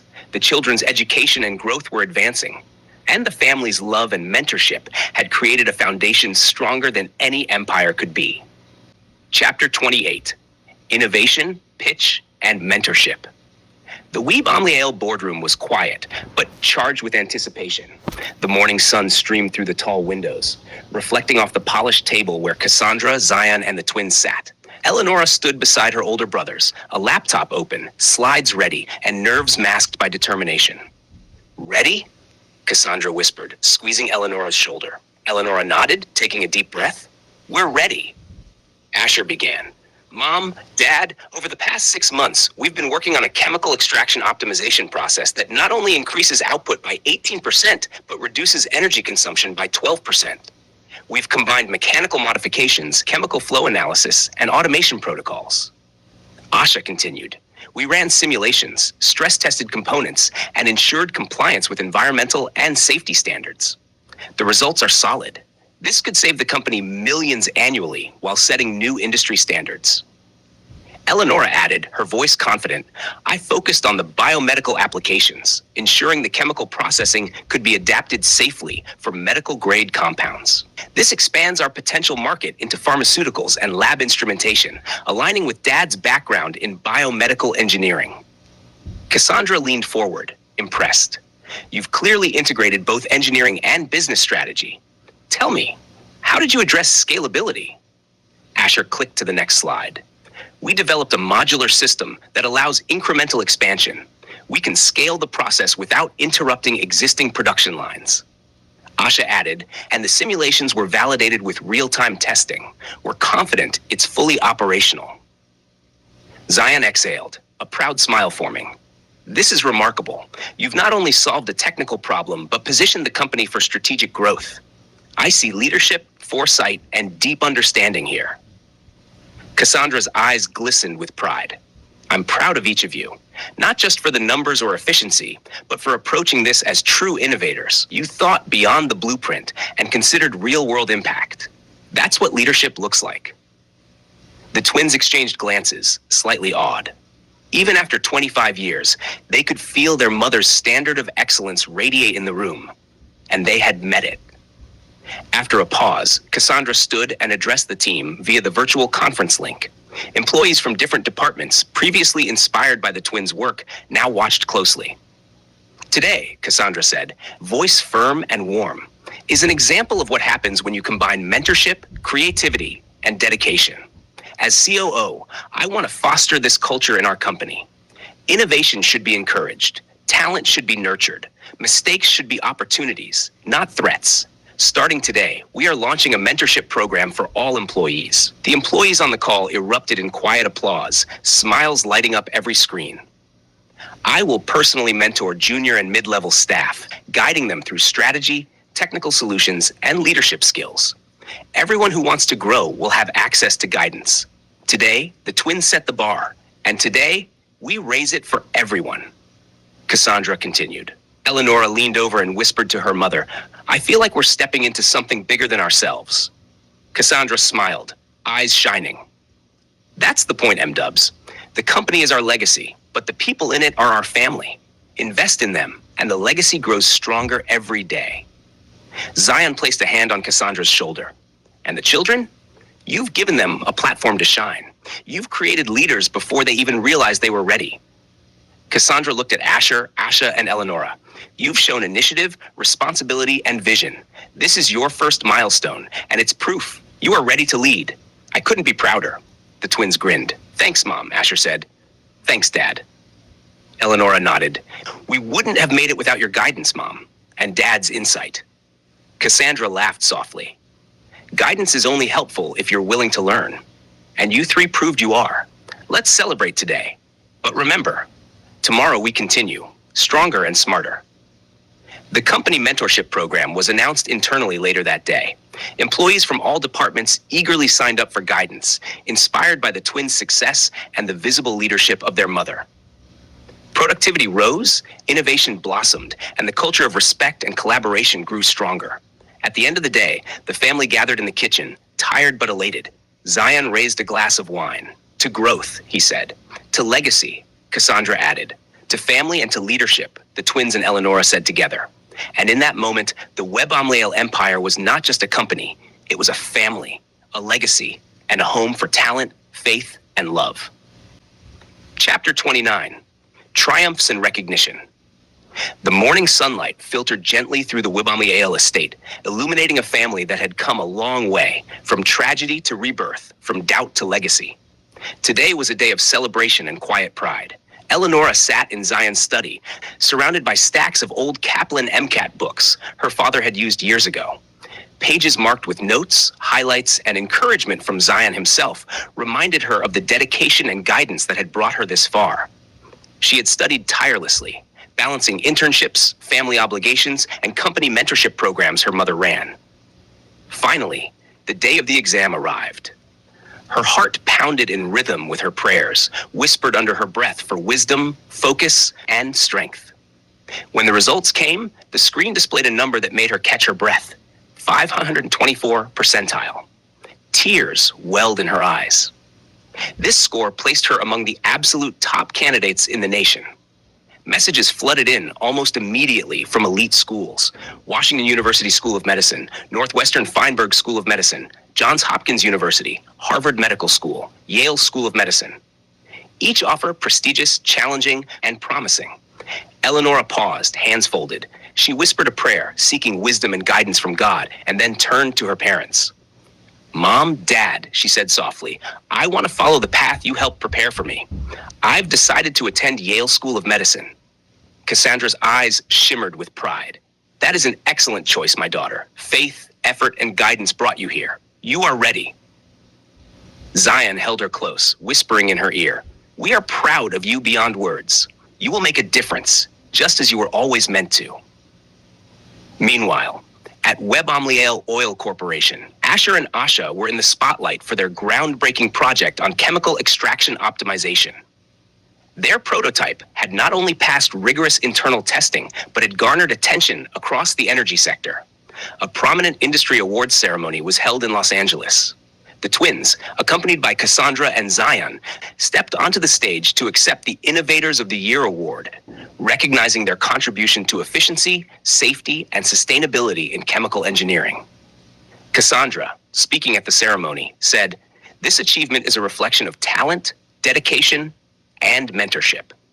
My children, Asher and Asha, have shown what it means to take initiative, think critically, and lead with integrity.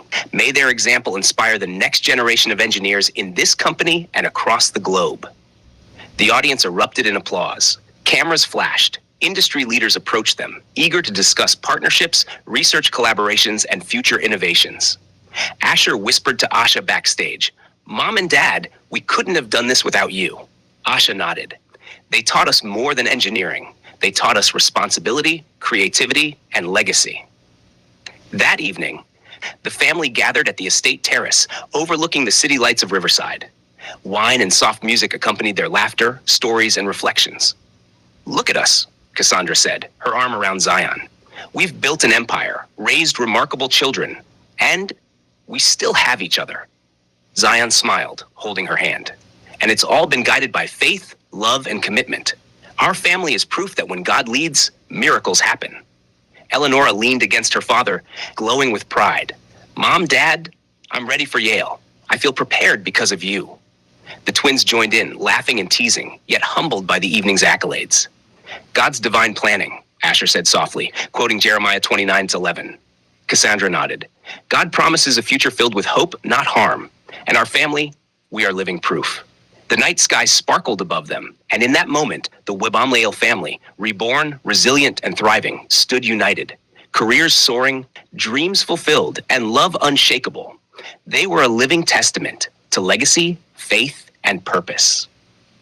Chapter 30. New Faces, New Bonds. The Webamleel estate was buzzing with excitement. Word had spread through the family. Today, the twins were bringing their girlfriends home for the first time. Cassandra was in the kitchen, tasting a new sauce for dinner, while Zion reviewed company reports in the study. Eleonora peeked in from her room, curious as always. The front door opened, and Asha stepped in first, his arm linked with a confident, radiant woman.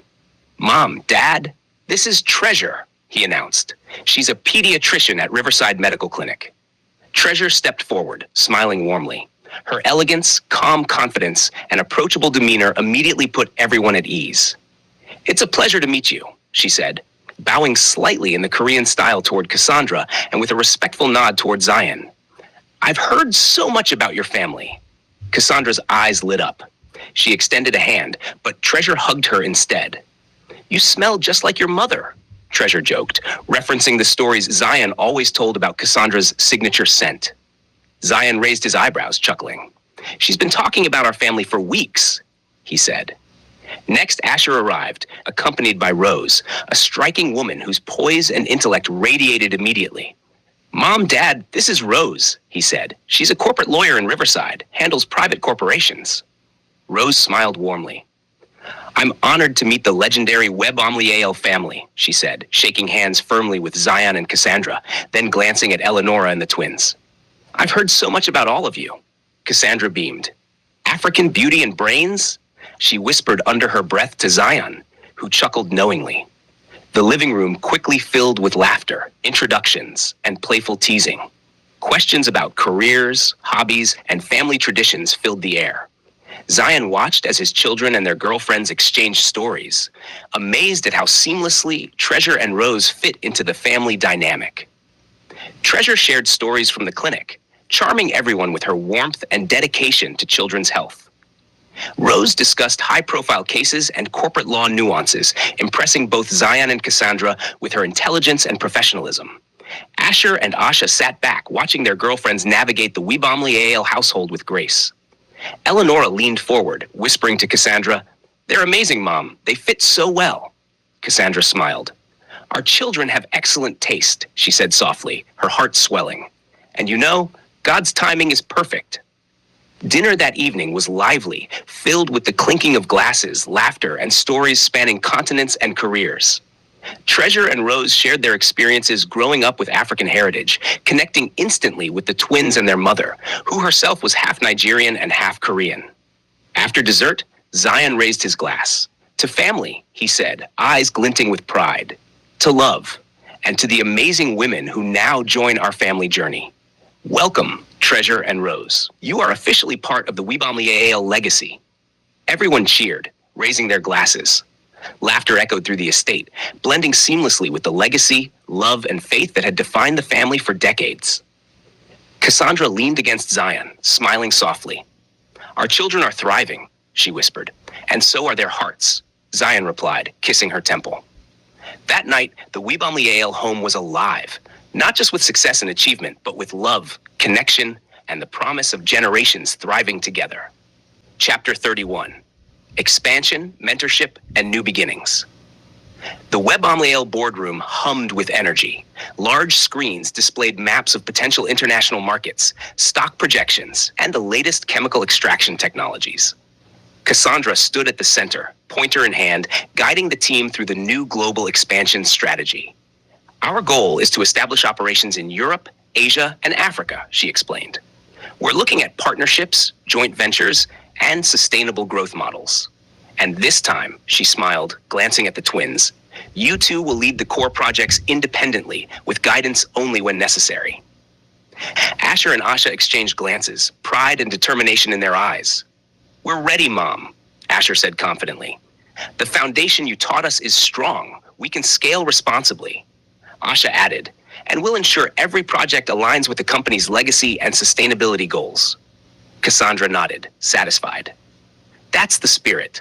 Leadership isn't just about authority, it's about vision, mentorship, and nurturing the people who will carry it forward. The twins' girlfriends, Rose and Treasure, had been sitting quietly during the strategy meeting. Treasure leaned in, reviewing operational logistics, and suggested a framework for community health partnerships in the regions where new offices would open. Rose analyzed corporate regulations and legal structures, providing insight on cross-border contracts and compliance. Cassandra's eyes lit up. I love how you both are contributing. This is exactly the collaboration and mentorship I envisioned. You're not just here to support our children, you're shaping the company alongside them. Zion, observing from the side, nodded approvingly. We're building a truly global legacy. Everyone here, including you two, he said, smiling at Rose and Treasure, is an integral part of the family and the company's future. Meanwhile, at home, Eleonora was preparing for a very different journey. Her acceptance letter to Yale School of Medicine rested proudly on her desk, next to the Kaplan MCAT books her father had once used. Cassandra walked in, smiling softly. It's time, M-dubs. Yale awaits, and so does your future. Eleonora looked up, a mixture of excitement and nerves on her face. I feel ready, Mom. I've learned so much here. From you, from Dad, from everything this family has shown me. Zion joined them, placing a hand on her shoulder. Remember, it's not just about knowledge. It's about purpose. Every lesson, every value, every sacrifice we made was to prepare you for moments like this. Go with confidence. As Eleonora packed her things, she and Cassandra discussed the balance of ambition and faith. Medicine isn't just about science, Cassandra said. It's about understanding people, guiding them, and applying knowledge with heart. I see all of that in you. Eleonora smiled, inspired. I want to make a difference, just like you and Dad did here, with purpose and impact. Before Eleonora departed for New Haven, the twins' girlfriends, Rose and Treasure, became fully integrated into the company's mentorship programs. Treasure began working with the Health and Safety Division, developing programs that improved employee wellness while aligning with expansion into global markets. She introduced initiatives for medical compliance and pediatric health programs in company facilities abroad. Rose led a corporate mentorship track, guiding junior legal teams, reviewing contracts, and helping employees navigate complex corporate structures. She also served as a sounding board for strategic expansion decisions alongside Cassandra and Zion. Cassandra watched them in action and felt a sense of satisfaction. Mentorship isn't just about passing on knowledge, she said to Zion. It's about building people up, empowering them to lead, and Treasure and Rose are doing just that. Zion squeezed her hand. Our children and the people around them are thriving. This is how legacies grow, through love, guidance, and faith. The day of Eleonora's departure arrived. The family gathered at the private jet pad in Riverside, bags loaded, hearts full. Cassandra held her daughter close. Go with courage, with faith, and with the knowledge that we're always with you, praying, guiding, and loving you. Eleonora hugged her father next. I will make you proud, Dad. I'll honor the legacy and the lessons you both gave me. As she boarded the plane, Zion turned to Cassandra. We've built something incredible, a family, an empire, and now a team ready to take on the world. Cassandra smiled, watching the plane ascend. And it's just the beginning. Mentorship, leadership, love, faith. It all continues through our children, through Treasure and Rose, and through the people we empower every day. That evening, the Webomley estate was quiet, but the air was electric with promise. Global expansion was underway. The twins were leading major initiatives. Eleonora was on her way to Yale, and the family, reborn, resilient, and thriving, stood united, ready to continue their legacy of love, faith, and extraordinary achievement. Chapter 32, Legacy, Love, and New Beginnings. 7 years had passed in what felt like the blink of an eye. The Webomley empire had grown beyond Riverside, with global operations in Europe, Asia, and Africa. Offices ran smoothly under the leadership of Asher, Asha, and Eleonora, each carrying their parents' vision forward. Eleonora, now 29, had finished her medical school and residency. She had seamlessly integrated her knowledge of biomedical science with the family's chemical engineering empire. Her insights on pharmaceutical-grade processes, safety protocols, and biotech applications were revolutionizing production and research. The twins, now 34, had fully matured as leaders. Their earlier independent project had been just the start. They now ran multiple divisions, guiding employees and mentoring rising talent. The company thrived, innovation after innovation, but the family remained the core of everything. In the estate's garden, Zion and Cassandra strolled side by side, a warm breeze carrying the scent of flowering jasmine. Cassandra, as ever, seemed ageless, still looking like a vibrant 34-year-old. Even though she and Zion were both 54. She laughed as Zion looked at her with unabashed adoration. "My forever young wife," Zion said, taking her hand and pressing a kiss to the back of it. "I'm blessed. That's what I'll call you from now on, since you always call Eleonora your M-dubs," he added with a chuckle. Cassandra leaned into him. "Forever young indeed," she teased softly. "You better keep up with me when we travel the world after retirement." "And we will," Zion replied, smiling. 3 years, and we're free to explore, relax, and enjoy life. Just you and me." The household was also buzzing with wedding plans. 2 years prior, Asher had proposed to Rose, and Asha had proposed to Treasure. Now, both couples were preparing for a double wedding at the Weeb-Amliel estate, surrounded by family, friends, and employees who had grown under Cassandra's mentorship programs. Eleonora, meanwhile, was stepping into her own chapter. She had brought home her boyfriend, Tony, a 30-year-old internal medicine specialist with hazel green eyes, blonde hair, and a warm, confident smile. He fit effortlessly into the family dynamic, respectful, intelligent, and deeply loving toward Eleonora. Cassandra observed quietly as Tony shook hands with Zion. "It's a pleasure to meet you, Tony," Zion said. "I can see why my daughter adores you. Welcome to the family." Tony smiled, a little nervous but confident. "Thank you, sir. It's an honor." Asher and Asha joined in, clapping Tony on the back. "Welcome to the chaos," Asha joked, "but you'll survive. And we'll teach you the ropes of family business, faith, and fun." Eleonora beamed, holding Tony's hand. "He's ready," she said proudly. Cassandra laughed, looking around at the family that had grown from heartbreak into miracle, from grief into triumph. "We've built more than an empire," she said softly. "We've built a legacy of love, faith, and resilience. And it continues with each generation." Zion nodded, wrapping his arm around her. 7 years later, and I couldn't ask for anything more. The children are thriving, the company is flourishing, and I have my forever young wife by my side. God has been so good.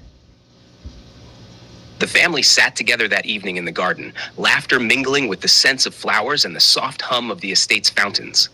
Wedding plans, business strategies, and personal dreams mingled seamlessly. It was a moment of perfect balance: family and work, love and legacy, faith and achievement.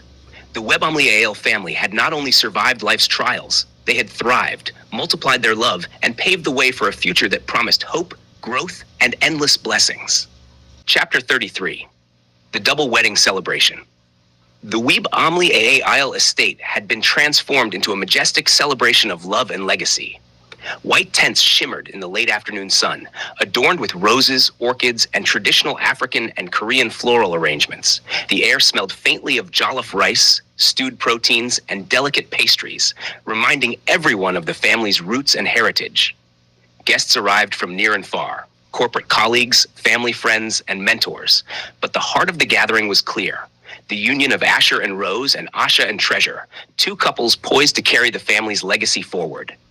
Seated in the front row were Papa Lupa and Mama Lupa, Cassandra's parents, radiating pride, alongside Timothy Weeb-Amliel, Zion's father, whose gentle eyes glimmered with emotion. The parents of Rose and Treasure were also present, beaming with pride at the blending of families.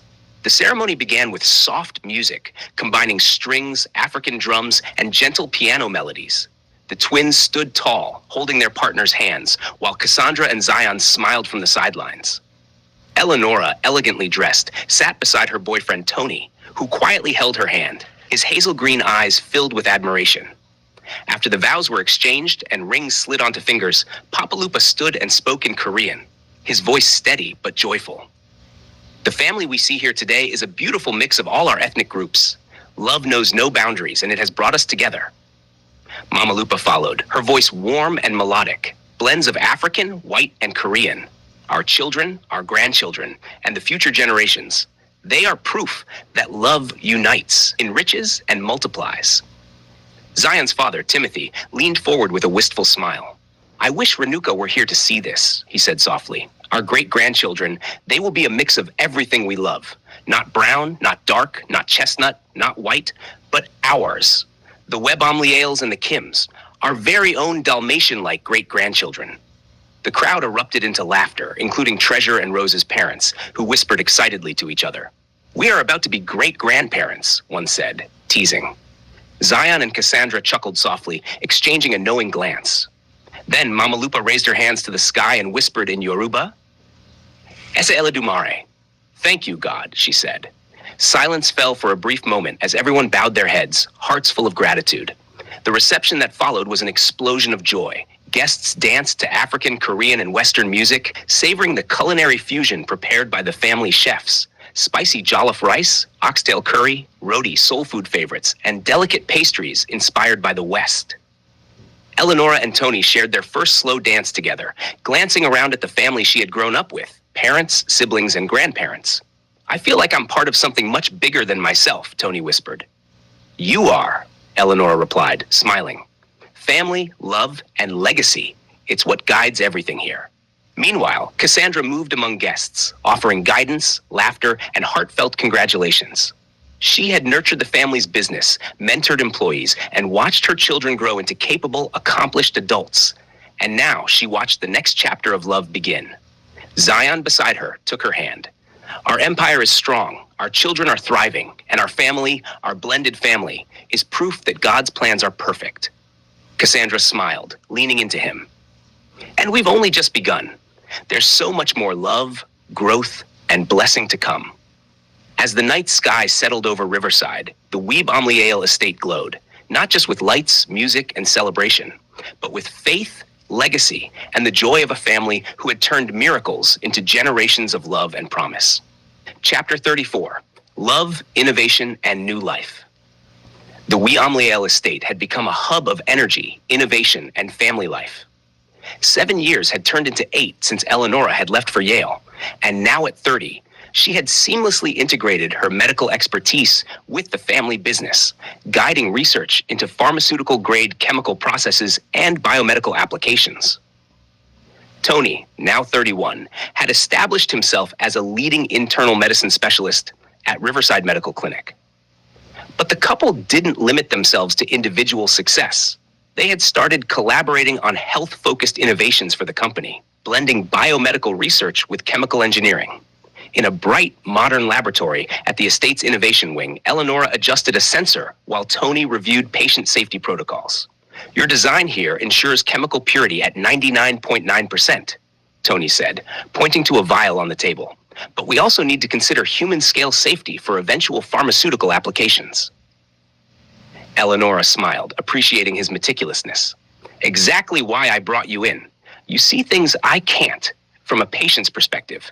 This is how medicine and engineering merge. Together, we're creating something that could change lives." Tony chuckled.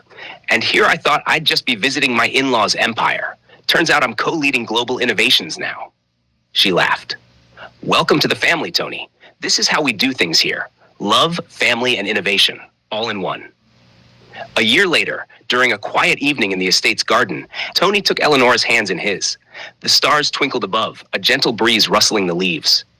"Eleonora Kim Webb-Omliale," he said softly, "you've changed the world with me, with your family, and in your own way. Will you marry me?" Eleonora's eyes filled with tears, joy radiating from every fiber. "Yes! Of course, yes!"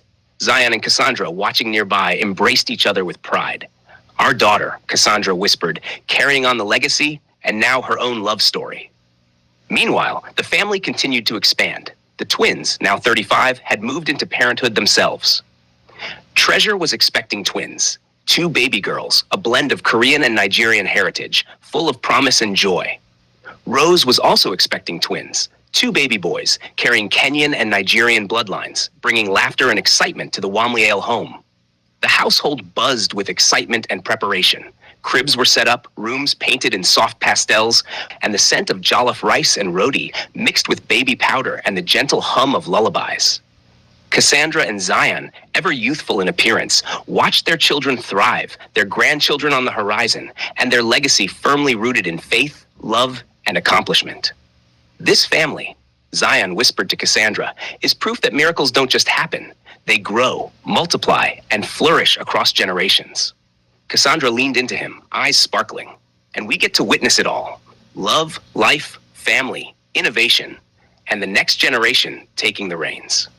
As Eleonora and Tony reviewed a new biomedical chemical integration project and the twins prepared for fatherhood, the estate hummed with the rhythm of success, love, and life in motion. The Wibamliale legacy was alive, thriving, and more vibrant than ever, faithful to the promise that love, dedication, and divine guidance could transform lives across generations, cultures, and continents. Chapter 35, Blossoms, Strength, and the Expansion of Love. The Wibamliale estate had never known a season like this. Life arrived in pairs, joy arrived in waves, and history arrived wrapped in newborn cries. The births. The entire estate was awake before dawn. Every wing, north, east, south, and west, buzzed with anticipation. For the first time in generations, great-grandparents, grandparents, parents, and children gathered under one roof to welcome new life. Asher and Rose, residents of the North Wing, welcomed twin boys just as the morning sun broke across Riverside. The first cry was strong. The second followed immediately. "Ethan," Asher whispered, tears streaking his face as he held his son. "Kenzo," Rose added softly, pressing her lips to the second baby's forehead. Ethan and Kenzo, strength, courage, resilience, names chosen with intention, legacy, and prayer. Across the estate in the East Wing, Asha and Treasure welcomed twin girls that same afternoon. Their cries were softer, melodic, almost musical. "Sakura," Treasure whispered, smiling through tears. "And Hana," Asha said, voice trembling with joy. Cherry blossom and flower, symbols of beauty, renewal, and grace. 2 sons, 2 daughters, 4 new heirs. One family. A multi-generational gathering. The estate filled with laughter, prayer, and awe. Papa Lupa and Mama Lupa held their great-grandchildren with trembling hands. Zion's father, Timothy, sat quietly, eyes wet, whispering, "Renuka, look at this from heaven." Treasure's parents and Rose's parents stood side by side, marveling at how cultures had intertwined so naturally. African, Korean, Caribbean, white, black, global. Not divided, woven. Cassandra stood in the West Wing balcony, watching it all unfold, her ageless face glowing with quiet gratitude. Zion wrapped an arm around her waist. "We've become ancestors," he whispered. She smiled softly, "and guardians of something bigger than ourselves." The estate of many wings. The estate now lived like a small kingdom. North Wing, Asher, Rose, Ethan, and Kenzo. East Wing, Asha, Treasure, Sakura, and Hana. South Wing, Eleonora's residence. West Wing, Zion and Cassandra Eleonora's life now stretched between worlds. After marriage, she and Tony would float between estates, his nearby property and hers within the family grounds. A 2-estate alliance, symbolic of their union. Medicine and engineering, love and legacy, independence and family. 1 month later, the global wedding. The wedding of Eleonora Kim Wibamliale and Tony was unlike anything the world had seen. It wasn't just a ceremony. It was a global declaration. The estate transformed again, this time into a fusion of medicine, corporate legacy, faith, and culture. Medical colleagues from Yale and global hospitals, corporate leaders and innovators, family elders and newborn heirs, mentors, employees, and protégés. Eleonora walked down the aisle in a gown that symbolized her journey, modern elegance with subtle African and Korean embroidery. Tony waited, eyes fixed on her, breath caught in his chest. When vows were exchanged, Zion placed Eleonora's hand into Tony's. "Take care of my daughter," he said quietly. Tony nodded. "With my life." Cassandra stepped forward, smiling. "And remember, this family believes in legacy, humility, and love. You're one of us now." The celebration lasted deep into the night. Music crossed continents, food crossed cultures, laughter crossed generations, and as fireworks lit the riverside sky, the Wibamliale name echoed. Not just as an empire, but as a family bound by faith, resilience, and extraordinary love. Legacy secured from rebirth to forgiveness, to leadership, to grandchildren, to global unity. The Wibamliale story had become timeless. And the future? It was already crying, laughing, blooming, and growing in pairs. Final chapter, the rebirth of us all. 3 years passed, softly, richly, like a blessing unfolding day by day. The Wibamliale estate no longer felt like just a residence or a corporate stronghold. It had become a living, breathing village, filled with children's laughter, the echo of footsteps racing down hallways, and the steady hum of generations growing side by side. Eleonora's new name, new life. Eleonora, radiant and fulfilled, once announced with complete seriousness at the breakfast table, "I'm Mrs. Eleonora Kim Wabamliel, Tony Scrumptious." The room fell silent. Then Tony Messot Scrumptious burst out laughing, nearly choking on his coffee. "Is that what you want people to call you?" he asked, wiping tears of laughter from his eyes. "Yes," she replied proudly. Tony shook his head, smiling. "All right then, but you, my love, will forever be Cara Mia." "My beloved," she whispered back, grinning. And beloved she was. The next generation arrives. Life, once again, arrived in abundance. Eleonora and Tony welcomed 4 children, 2 identical twin girls and 2 identical twin boys. Miracles upon miracles. The girls, Isabella, pledged with God. Sophia, wisdom. The boys, Lucas, bringer of light. Leo, strength, courage, and nobility.